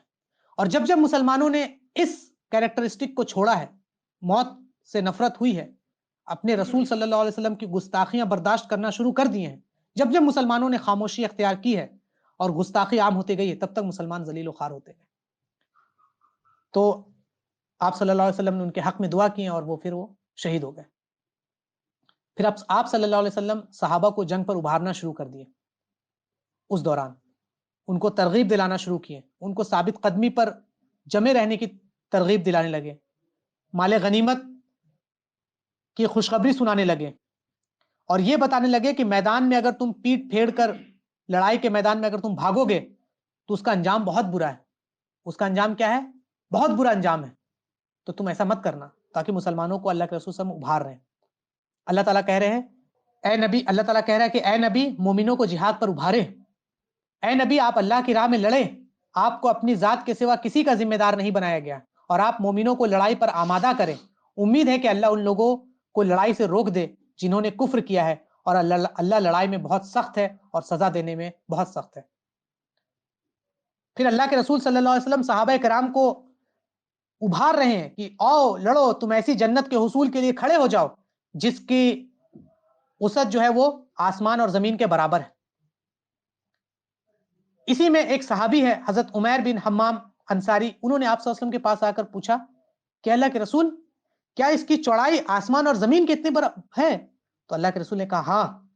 تو وہ بہت خوش ہوئے۔ تو اللہ کے رسول نے پوچھا کہ اے عمیر تم اتنا خوش کیوں تعجب، اتنا خوش کیوں ہو رہے ہو؟ تو کہا کہ اللہ کے رسول صلی اللہ علیہ وسلم اللہ کی قسم صرف یہ امید کرتا ہوں کہ جنت اتنی بڑی ہے کہ میں اس میں داخل ہو جاؤں گا۔ تو اللہ کے رسول نے کہا کہ اے عمر تم اسی میں سے ہو۔ پھر عمیر اپنے توشے دان میں سے کچھ کھجور نکالتے ہیں اور کھانے لگتے ہیں۔ پھر بولے اگر میں اس کھجور کو کھانے کے لیے زندہ رہا تو پھر کہیں زندگی لمبی نہ ہو جائے اور میں جنت نہ مس کر جاؤں۔ تو انہوں نے اس کھجور کو وہیں چھوڑا ہے اور لڑنا شروع کر دیے، اور اتنا لڑے ہیں کہ وہ کیا ہو گئے ہیں، وہ شہید ہو گئے اللہ کے راہ میں۔ اسی کے تعلق سے حضرت انس فرماتے ہیں کہ اللہ کے راستے میں بغیر توشے کے نکالنا ہے، بغیر مگر تقوی اور اخروی عمل کا توشہ ساتھ ہونا چاہیے۔ اسی طرح اللہ کے راستے میں جہاد اور صبر کرنے کی صورت میں بھی توشہ ساتھ ہونا چاہیے۔ نیکی، تقوی، بھلائی، اس کا کوچ ہمیشہ انسان کے ساتھ ہونا چاہیے۔ اور عمیر جو ہے وہ اپنا کوچ ہٹا کر لڑتے رہے، اتنا لڑے کہ آخر میں کیا ہو گئے، وہ شہید ہو گئے۔ اسلامی فوج کا جو مورال تھا وہ بہت بلند تھا، کیونکہ ان کے سامنے آپ صلی اللہ علیہ وسلم کیا کہہ رہے تھے؟ بار بار جنت جنت جنت کے بارے میں کہہ رہے تھے، اٹھو جنت کی طرف، اٹھو جنت کی طرف، اٹھو جنت کی طرف، لڑو جنت کی طرف۔ صحابہ کرام اس جنت کو پانے کے لیے اپنے رب سے ملاقات کے لیے تڑپ رہے تھے، اور اس کے تعلق سے انہوں نے جنگ کی۔ پھر اللہ کے رسول صلی اللہ علیہ وسلم نے صحابہ کرام کے اندر یہ جوش اور خروش جب بڑھایا ہے تو اس کے ان کے دلوں پر بڑا گہرا اثر ہوا ہے، اور اس کے بعد آپ صلی اللہ علیہ وسلم نے کہا کہ جب تک خود آگے نہ بڑھو، جب تک میں نہ حکم دوں کوئی آگے نہیں بڑھے گا۔ اور مسلمان مشرکین سے پہلے ہی جنگ بدر کے موقع پر پہنچ گئے تھے، اور اپنا جگہ جا کر وہاں پر انہوں نے لے، تو وہاں پہ جا کے پہلے سب کا انہوں نے جگہ، مسلمانوں نے صحیح جگہ وہاں پر لے لیا تھا۔ پھر اللہ تعالیٰ کہہ رہا ہے کہ یاد کرو جب تم اپنے رب سے فریاد کر رہے تھے تو اللہ نے تمہاری فریادیں قبول کر لی، اور کہا کہ بے شک میں ایک دوسرے کے پیچھے آنے والے 1000 فرشتوں سے تمہاری مدد کروں گا۔ تو یہاں مسلمانوں کی اللہ نے پہلے بارش کے ذریعے سے مدد فرمائی، اونگ آنے کے ذریعے سے مدد فرمائی، اور پھر اس کے بعد مسلمانوں کو 1000 فرشتوں کے ذریعے سے مدد فرما۔ یہاں پر ایک بات بڑی امپورٹنٹ بات ہے جو ذہن میں آئی ہے، اور وہ مطلب اہم سمجھتے ہیں کہنا آج کے ٹاپک کے تعلق سے اور آج کے سچویشن کے تعلق سے بھی ہے، کہ آپ دیکھیے جب بھی اسلام کے خلاف جنگ ہوتا ہے تو جتنے بھی وائسز آف ریزن ہوتے ہیں ان سب کو سائیڈ رکھ دیا جاتا ہے۔ آپ دیکھیں گے کہ مشرکین کے اندر بھی کچھ لوگ ہوتے ہیں جو کبھی اچھی بات کرتے ہیں، ٹھیک ہے، جیسے مشرکین میں عتبہ ایک تھا جو لوگوں کو کہہ رہا تھا کہ تم لڑنے مت جاؤ، وہ وائسز آف ریزن ہے، اپنے میں مین آف وزڈم ہے۔ کچھ ماڈریٹ قسم کے لوگ ہوتے ہیں مشرکین میں، آپ یہاں پہ بھی دیکھیں گے کچھ ایسے لوگ ہیں جو ماڈریٹ ہوتے ہیں، جو نہیں چاہتے لڑنا، لیکن جب اسلام کے خلاف بیٹل کی بات آتی ہے تو یہ سارے ایک ہو جاتے ہیں۔ جب ریلیجس وار کی بات آتی ہے تو یہ سارے ایک ہو جاتے ہیں۔ جب اللہ کے خلاف لڑنے کی بات آتی ہے تو یہ سارے وائسز آف ریزن، یہ وائسز آف ماڈریشن، یہ سارے کے سارے سائیڈ رکھے جاتے ہیں۔ آپ دیکھ لیجئے خود، یہ سارے انٹلیکچوئلز، یہ سارے اپنے آپ کو سیکولر اور لیبرل کہنے والے، یہ لیفٹسٹ کہنے والے، جنگ کے خلاف تو بہت بولیں گے، لیکن آپ جب دیکھیے گا کہ اسلام، شریعت، جہاد کے بارے میں بولنا ہو تو یہ سب ایک نمبر پہ، سب فرنٹ لائن پہ آ جاتے ہیں۔ یہ اپنے آپ کو اینٹی وار کہتے ضرور ہے، لیکن جب مسلمانوں کے خلاف بات آ جائے تو یہ کیا ہو جاتے ہیں؟ سب ایک ہو جاتے ہیں۔ یہ بہت کامن بات ہے۔ جب کفر کی اور کفر کے بیچ میں لڑائی ہوگی تو یہ سب بولیں کہ نہیں، لڑنا صحیح نہیں۔ ابھی آپ دیکھیے کہ جب رشیا اور یوکرین کا وار چل رہا ہے تو بڑی آوازیں آ رہی کہ یہ لڑائی صحیح نہیں ہے، لیکن جب سیریا پر حملہ ہونا ہوتا ہے، افغانستان پر حملہ ہونا ہوتا ہے تو 80 دیشوں کا کولیشن بن جاتا ہے اور سب ایک میں آ جاتے ہیں، لبرل کیا، سیکولر کیا، لیفٹسٹ، سب ایک جمع ہو جاتے ہیں۔ تو یہ بات ہمیشہ آپ یاد رکھیے گا کہ جب انبیاء، اللہ کے رسول کے خلاف لڑنے کی بات ہو، ان کے فالوور کے خلاف لڑنے کی بات ہو، یہ سب ڈیفرنٹ ہو جاتا ہے، سارا وائسز آف ریزن کو کنارے رکھ دیا جاتا ہے۔ یہ اپنے میں جب ڈیل کرتے تو الگ ڈیل کرتے ہیں، لیکن جب ہم سے ڈیل کرتے تو ان کا ایک الگ گیم ہوتا ہے۔ اب آپ دیکھیں ابو سفیان کو دیکھ لیجئے، وہ انہوں نے کہا کہ اب واپس ہو جائے، انہوں نے کہا کہ قریش کا جو لشکر ہے وہ واپس چلا جائے کیونکہ اب قافلہ بچ گیا ہے۔ وہ وائسز آف ریزن تھا کہ نہیں تھا؟ تھا۔ آپ دیکھ لیں بنو زہرا کا قبیلہ وہ واپس ہوا کہ نہیں ہوا؟ اس کے بعد عتبہ جو ہے اس نے ٹرائی کیا، بہت ٹرائی کیا کہ نہیں جنگ ہو، لیکن میں ایک ایگزامپل ہے کہ ابو سفیان جب اسلام قبول نہیں کیے تھے تو جنگ کے بعد ان کے جو بیٹے ہیں وہ مسلمانوں کے ہاتھ پریزنر آف وار بن کے آ گئے تھے، تو مسلمانوں نے کہا کہ اس کا جب تک فدیہ، رینسم نہیں دیا جائے گا ان کو نہیں چھوڑا جائے گا۔ تو ابو سفیان نے کہا کہ انہوں نے میرے ایک بیٹے کو مار دیا، دوسرے کا مجھ سے رینسم لیتے ہیں، میں اسے نہیں لوں گا۔ تو ہوا کیا کہ ایک عرب ٹرائب جو مسلمان تھا، ایک انسان، وہ مکہ میں عمرہ کے لیے آیا تھا، اور قریش کے جو لوگ تھے وہ عمرہ کے لیے، جو لوگ آتے تھے حج اور عمرہ کے لیے، ان کو وہ عزت دیتے تھے، مطلب ان سے نہیں لڑتے تھے، چاہے ان کی کتنی ہی دشمنی کیوں نہ ہو، ان کو وہ آنر دیتے تھے، ان کو ہوسٹ کرتے تھے بہت عزت سے، اکرام کے ساتھ، بہت جنرس ہوتے تھے جو لوگ حج اور عمرہ کے لیے آتے ہیں۔ تو یہاں پر آپ دیکھیں کہ ان کا کیا معاملہ ہے مشرکین مکہ کا، کہ یہ ایسے تو اللہ کے گھر کو آنے والے لوگوں کے لیے بڑی عزت کر رہے ہیں، بڑے اچھے سے ٹریٹ کرتے ہیں، لیکن فرسٹ ٹائم ابو سفیان نے کیا کیا کہ اس کو پریزنر بنا لیا اور کہا کہ جب تک میرے بیٹے کو چھوڑا نہیں جائے گا میں اس کو نہیں چھوڑتا ہوں۔ تو پھر مسلمان اس کو چھوڑا گیا، تو ادھر سے بھی ان کو چھوڑا گیا۔ اب آپ دیکھیے کہ آپس میں یہ کتنے اچھے ہیں کہ کوئی عمرہ کے لیے آ رہا ہے مشرکین اور کافر، تو انہوں نے ان کے باپ کو کیوں نہ قتل کر دیا ہو، وہ اس کو بخش دیتے تھے کہ عمرہ کے لیے آیا ہے، اللہ کے گھر کا مہمان ہے۔ لیکن یہاں پر جب مسلمان کے ساتھ ڈیلنگ کی بات آئی تو ایک دم ڈیفرنٹ اسٹینڈرڈ پہ ڈیل کرنا شروع کر دیا۔ آج ہمارے بھی یہ دیکھ لیجئے کہ مسلمان کے ساتھ کوئی بات ہوتی ہے تو اس پہ یو اے پی اور اس طرح کی چیزیں لگتی ہیں، لیکن اگر کفار اور مشرکین اور اپنے کی بات آتی ہے تو بہت ہلکے میں لے لیا جاتا ہے۔ تو یہ ایک بات تھی، امپورٹنٹ تھی، جو کہنا ضروری تھا۔ پھر اس کے بعد اللہ نے دونوں آرمی کو، مسلمانوں کو یہ دکھایا رات میں خواب میں کہ جو کفار کی آرمی ہے وہ تعداد میں کم ہے۔ کیوں؟ اس کی وجہ یہ رہی تھی تاکہ مسلمان مورل ڈاؤن نہ ہو، اور کیونکہ جب آپ دیکھتے ہیں کہ آپ کی تعداد کم ہے اور سامنے والی کی تعداد بہت زیادہ ہے تو ایک طرح سے مورل ڈاؤن ہو جاتا آرمی کا۔ اور دوسری طرف مشرکین مکہ کو بھی مسلمان کی تعداد کم دکھائی گئی۔ کیوں کم دکھائی گئی؟ تاکہ مشرکین مکہ اور جوش کے ساتھ مسلمانوں کو ختم کرنے کے لیے لڑے. مطلب اللہ رب العالمین یہ چاہ رہا ہے کہ یہ جنگ کسی بھی طریقے سے ہو اور حق اور باطل کا فیصلہ ہو جائے، چاہے کوئی چاہے یا نہ چاہے. تو یہاں پر دونوں کو خواب آیا اور دونوں نے ایک دوسرے کو شروع میں کم دیکھا. پھر اللہ کے رسول نے جو اسٹریٹجی اپنایا وہ اسٹریٹجی کیا تھا جو ہم نے بتایا، وہ صف ہو کے لڑنے کا.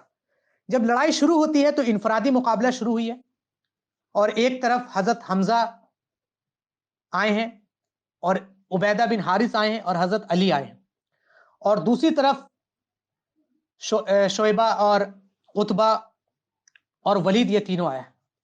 پھر ان تینوں کو یہ تینوں نے قتل کر دیا اور مسلمانوں کی طرف سے عہد العہد کا نعرہ پھر کیا ہوا، بلند ہونا شروع ہو گیا. اس کے بعد گھماسان لڑائی شروع ہو جاتی ہے. مشرکین نے جب دیکھا کہ ان کے 3 سردار جو ہے وہ تینوں کے تینوں ان کی آنکھوں کے سامنے قتل کر دی گئے تو مشرکین غصے میں بھڑک گئے اور انہوں نے ایک ساتھ مسلمانوں پر حملہ کر دیا. اور مسلمان اس چیز کے لیے پہلے سے تیار تھے. اللہ کے رسول نے ان کو صف بندی میں اسی کے لیے کرایا تھا کہ جیسے ہی وہ لوگ تیزی سے آئے تو مسلمانوں کا ایک کوڈ ورڈ تھا، عہد العہد عہد العہد. تو عہد العہد مسلمان شروع کریں گے چلانا اور پھر تیر انداز حملہ کریں گے، اور جب وہ لوگ قریب آ جائیں گے تو پھر تلوار سے ان پر حملہ ہوگا. تو پھر جب مشرکین ٹوٹ پڑے ہیں، پھر اللہ کے رسول نے جوابی حملے کا حکم دیا ہے، تو مسلمان فوراً دشمن پر چڑھائی کر دی. اور اللہ کے رسول صلی اللہ علیہ وسلم صحابہ کرام کو لڑائی پر ابھار بھی رہے تھے بیچ بیچ میں کہ جو آدمی بھی لڑائی میں جم جائے گا، ثواب حاصل کرنے کی نیت سے لڑ کر شہید ہو جائے گا، اس کے لیے جنت ہے.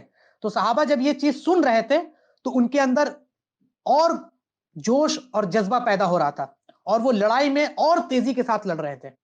اور پھر اسی طرح اللہ نے پھر فرشتوں کا نزول کیا، 1000 فرشتے.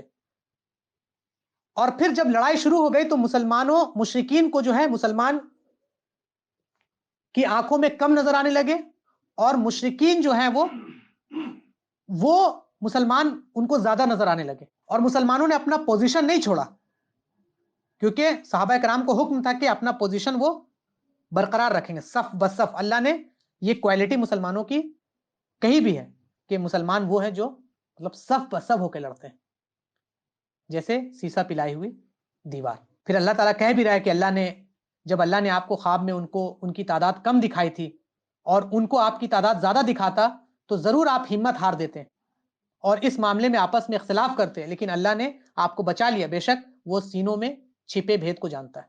تعداد کم دکھانے سے مورل ڈاؤن نہیں ہوا اور کفار کی تعداد کم نظر آئی. صحابہ کرام کہہ رہے تھے کوئی 70 ہے، کوئی کہہ رہا تھا 100 ہے. تو کسی نے ایک کفار سے پوچھا کتنے ہوں، تو اس نے کہا کہ ہم 1000 ہیں. تو بولا 1000 ہو؟ پھر فرشتے کا نزول ہوا ہے. اللہ تعالیٰ قرآن میں کہہ رہا ہے کہ جب آپ کا رب فرشتوں کی طرف وحی کر رہا تھا کہ بے شک میں تمہارے ساتھ ہوں، چنانچہ تم ان کو ثابت قدم رکھو جو ایمان لائے ہیں، میں جلد ہی ان لوگوں کے دلوں میں روب ڈال دوں گا جنہوں نے کفر کیا ہے. چنانچہ تم ان کی گردنوں پر وار کرو اور ان کے ہر پور پر ضرب لگاؤ.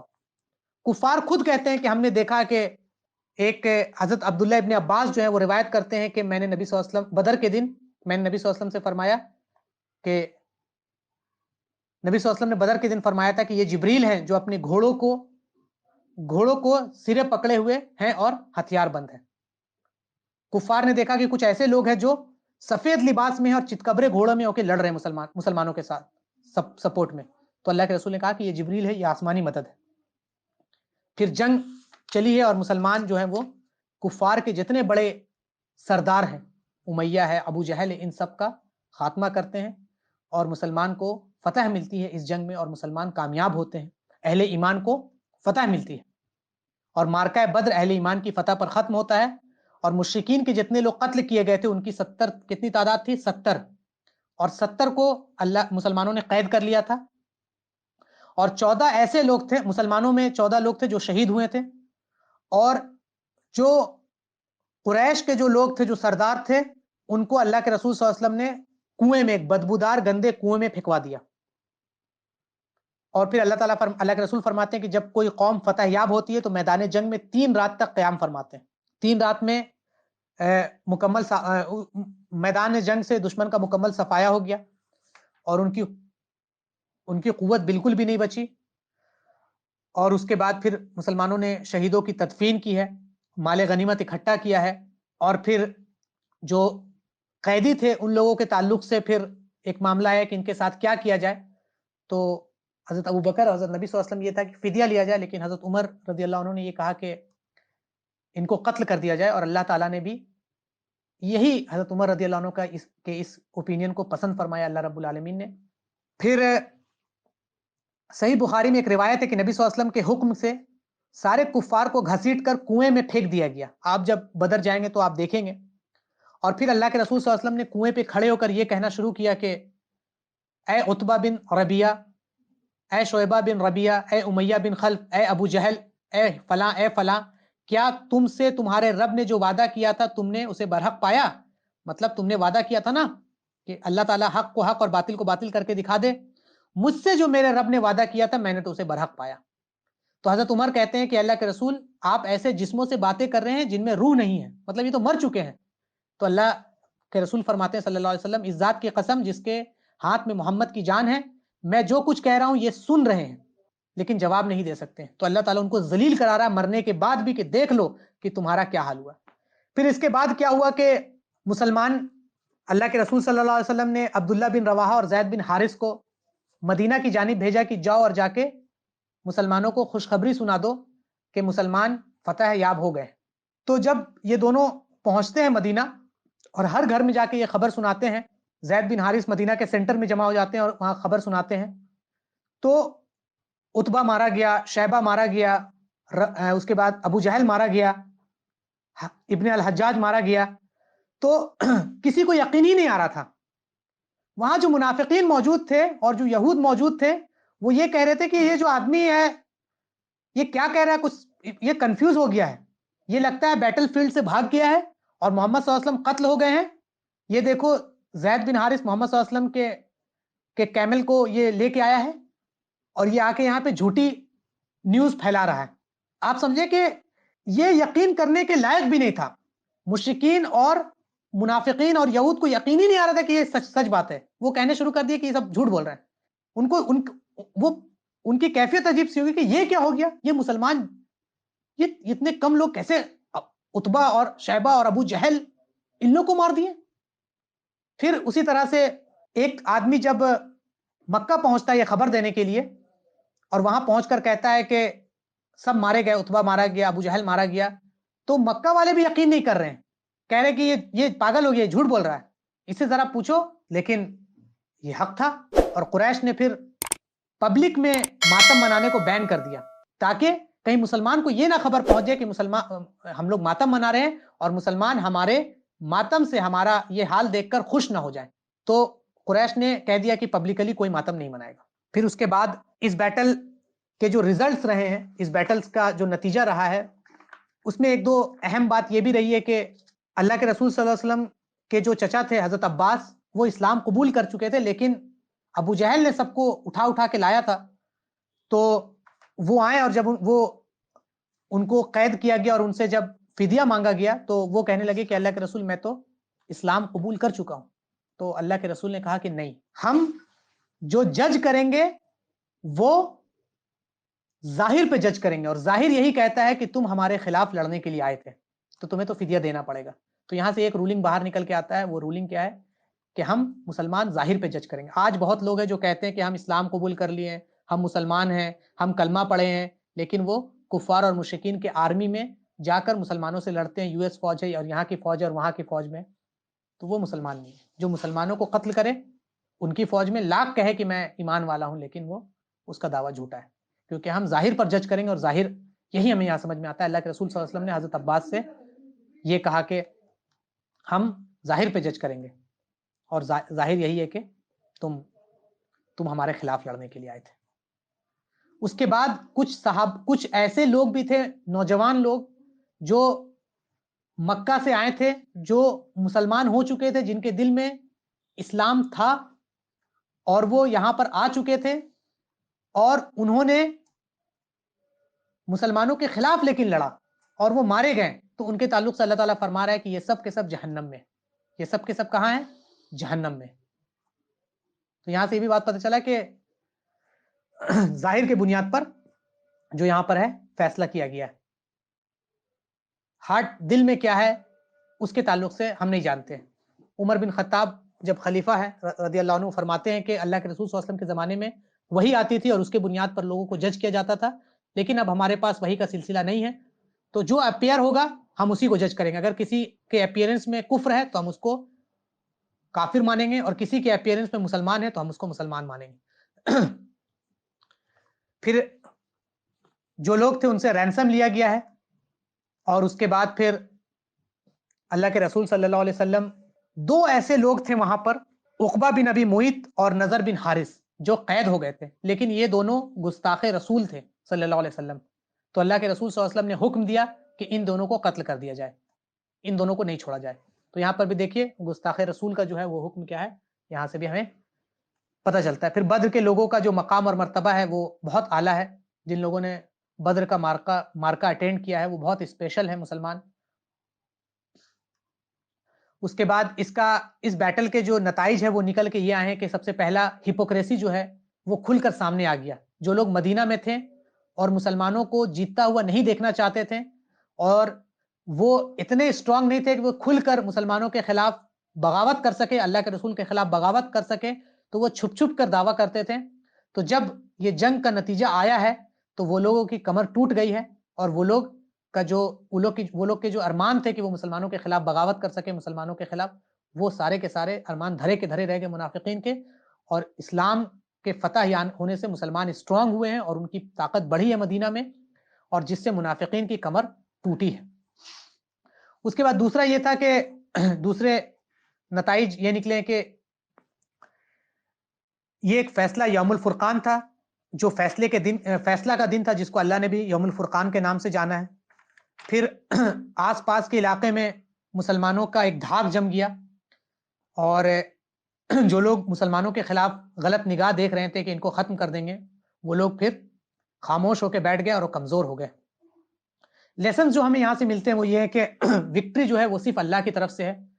ایک سولجر یہ سوچتا ہے کہ اس کی ٹریننگ، اس کے سکلز، اس کی بریوری جو ہے وہ وکٹری دلاتی ہے، بلکہ ایسا نہیں ہے، بلکہ وکٹری جو ہوتی ہے وہ ہمیشہ اللہ رب العالمین کی طرف ہوتی ہے۔ اللہ تعالیٰ جسے چاہتا ہے اسے وکٹری دیتا ہے، چاہے ان کی تعداد کم ہو یا زیادہ ہو۔ تو مسلمان کو ہمیشہ یہ سمجھنا چاہیے کہ تعداد پر کبھی بھی ڈیپینڈنٹ نہ ہو، اسلحے پہ کبھی بھی ڈیپینڈنٹ، یہ سب ذرائع ہیں، لیکن وکٹری جس کے ہاتھ میں وہ اللہ تعالیٰ کے ہاتھ میں۔ دوسرا لیسن یہ ہمیں ملتا ہے کہ جو میریکلز جو آئے ہیں، اللہ تعالیٰ میریکلز جو کیا تھا وہ بارش ہے، اس کے بعد مسلمانوں کی نگاہ میں ان کی تعداد کو کم کرنا ہے، اس کے بعد مسلمانوں کو اونگ آ جانا ہے، اور ایک لکڑی کی تلوار بھی ہے جو حضرت عکاشہ نے اس کو پکڑا ہے، اور وہ ریل تلوار میں بن گئی ہیں، اور جتنے بھی امام آف کفر تھے وہ سب کے سب مارے گئے۔ اللہ کے رسول نے ان کی پہلی نشاندہی کر دی تھی۔ یہ سب کیا ہے؟ اللہ کی طرف سے میریکلز ہیں۔ اور اس کے بعد پھر الولا والبرا بھی ہم دیکھتے ہیں کہ اللہ کے لیے محبت اور اللہ کے لیے نفرت۔ حضرت ابو بکر جو ہیں وہ مسلمانوں کی طرف سے تھے، اور ان کے جو بیٹے تھے اسلام قبول نہیں کیے تھے وہ کفار کے سائڈ سے تھے۔ تو عبد الرحمن ان کا نام، تو انہوں نے کہا تھا اپنے باپ کو کہ بعد میں کہ جب وہ مسلمان ہو گئے کہ اے ابا، میں نے بدر کے دن آپ کو دیکھا تھا لیکن میں آپ سے اوائڈ کیا، میں آپ کو اٹیک نہیں کیا۔ تو حضرت ابو بکر فرماتے ہیں کہ میں نے تمہیں نہیں دیکھا، اگر میں تمہیں دیکھ لیتا تو میں تمہیں ضرور قتل کر دیتا۔ تو دیکھیں ابو بکر جو ہیں وہ اللہ کے خاطر اپنے بیٹے کو قتل کرنے کے لیے تیار تھے۔ اسی طرح حضرت ابو حذیفہ اور ان کے باپ عتبہ، اس کے بعد مصعب بن عمیر اور ان کے بھائی ابو عزیز۔ مصعب بن عمیر جو مسلمان کی طرف سے تھے اور ان کے بھائی کفار کی طرف سے، وہ پریزنر آف وار بن کے آئے تھے۔ تو ایک انصار ان کو پکڑا ہوا تھا، تو مصعب بن عمیر کہتے ہیں کہ اس کے ہاتھ کو بہت ٹائٹ سے باندھنا، اس کی ماں کے پاس بہت پیسہ ہے۔ آپ دیکھ لیں مصعب بن عمیر کس کو صلاح دے رہے؟ اپنے بھائی کو باندھنے کے لیے صلاح دے رہے۔ ہم رہتے تو کیا کرتے؟ یہ بیٹل آف بدر ہمیں الولا والبرا کی بھی تعلیم دیتا ہے۔ پھر کچھ ینگ مین تھے جو مکہ سے باہر ہجرت نہیں کیے تھے، اور وہ لوگ اسلام میں انٹرسٹڈ تھے، بلکہ مسلمان ہو چکے تھے اور بہت نوبل فیملی تھے، لیکن وہ مسلمانوں کے خلاف اتنا ان کے اندر طاقت نہیں تھا کہ وہ اپنی اسٹیٹس کو توڑ سکے اور وہ ہجرت کر سکے، جیسے آج کے کچھ یوتھ ہیں آپ دیکھ سکتے ہیں کہ وہ کچھ مانتے تو ہیں لیکن اس پر عمل نہیں کر پاتے ہیں۔ تو وہ لوگ جب وہ آتے ہیں مدینہ یہ میدان میں اور وہ سب کے سب مارے جاتے ہیں، تو اس کے تعلق سے اللہ تعالیٰ ان کے تعلق سے سورہ نساء میں بات کرتا ہے کہ ان کا ٹھکانہ کیا ہے، کہ جو لوگ وہ ہیں ان کا ٹھکانہ جہنم ہے۔ ان کا ٹھکانہ کیا ہے؟ جہنم ہے۔ اس کے بعد استغاثہ کہ ہمیں صرف اور صرف مدد اللہ سے طلب کرنی چاہیے، اللہ ہی ہمارا مشکل تمام کو حل کرنے والا ہے، ہمارے تمام بگڑے کام کو بنانے والا ہے، اور ہمیں فتح دینے والا ہے، ہمیں پریشانیوں سے نجات دلانے والا ہے۔ تو یہ بات ہمیں سمجھنی ہے، بیٹل آف بدر کا مارکا جو ہے وہ ہر دور میں رہا ہے اور ہر دور میں رہے گا۔ اللہ تعالیٰ ہر وقت اپنے ایمان والے بندے کو اور اپنے ایمان والے بندے کی مدد فرماتا ہے، اور ایمان اور کفر کی جو ایک طرح سے کانفلکٹ ہے وہ ہمیشہ ہو کے رہے گی۔ اور یہ بدر ہمیں تعلیم دیتا ہے، یہ بدر ہمیں یہ تعلیم دیتا ہے کہ جو عصبیت کی جو جنگ ہے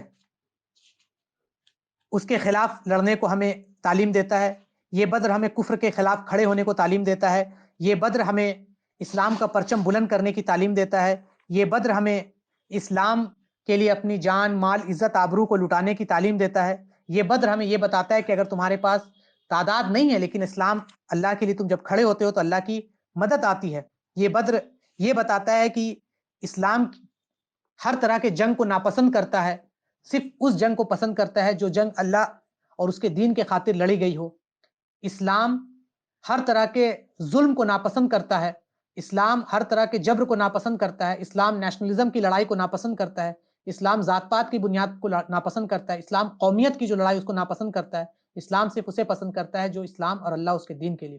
اللہ تعالیٰ سے دعا ہے اللہ ہم تمام لوگوں کو کہنے سننے سے زیادہ عمل کی توفیق دے، اللہ ہمیں بدر کے اس مارکے سے نصیحت حاصل کرنے کی توفیق دے اور سمجھنے کی توفیق دے کہ ہمارے لیے کامیابی اور کامرانی کس میں ہے، اور ہم آج جو ذلت و خوار ہوئے ہیں، آج ہم پر کفار اور مشرکین مسلط ہیں، وہ کیوں کر مسلط ہے، ہمیں اس پر غور و فکر کرنے کی توفیق دے۔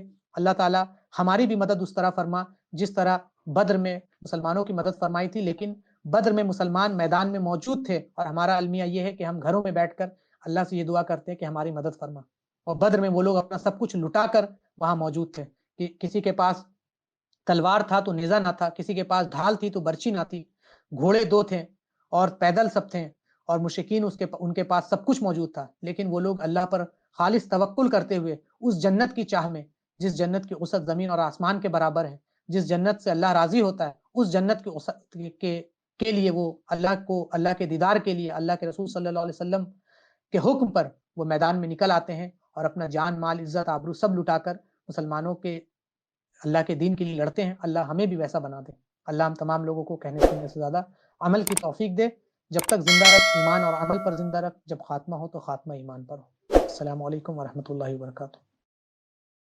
صلوا على خير البرية هاديا، صلوا عليه وعزروه ووقروه، والحمد لله الذي يهدي وما يهدي سواه ولا يعين وينصره.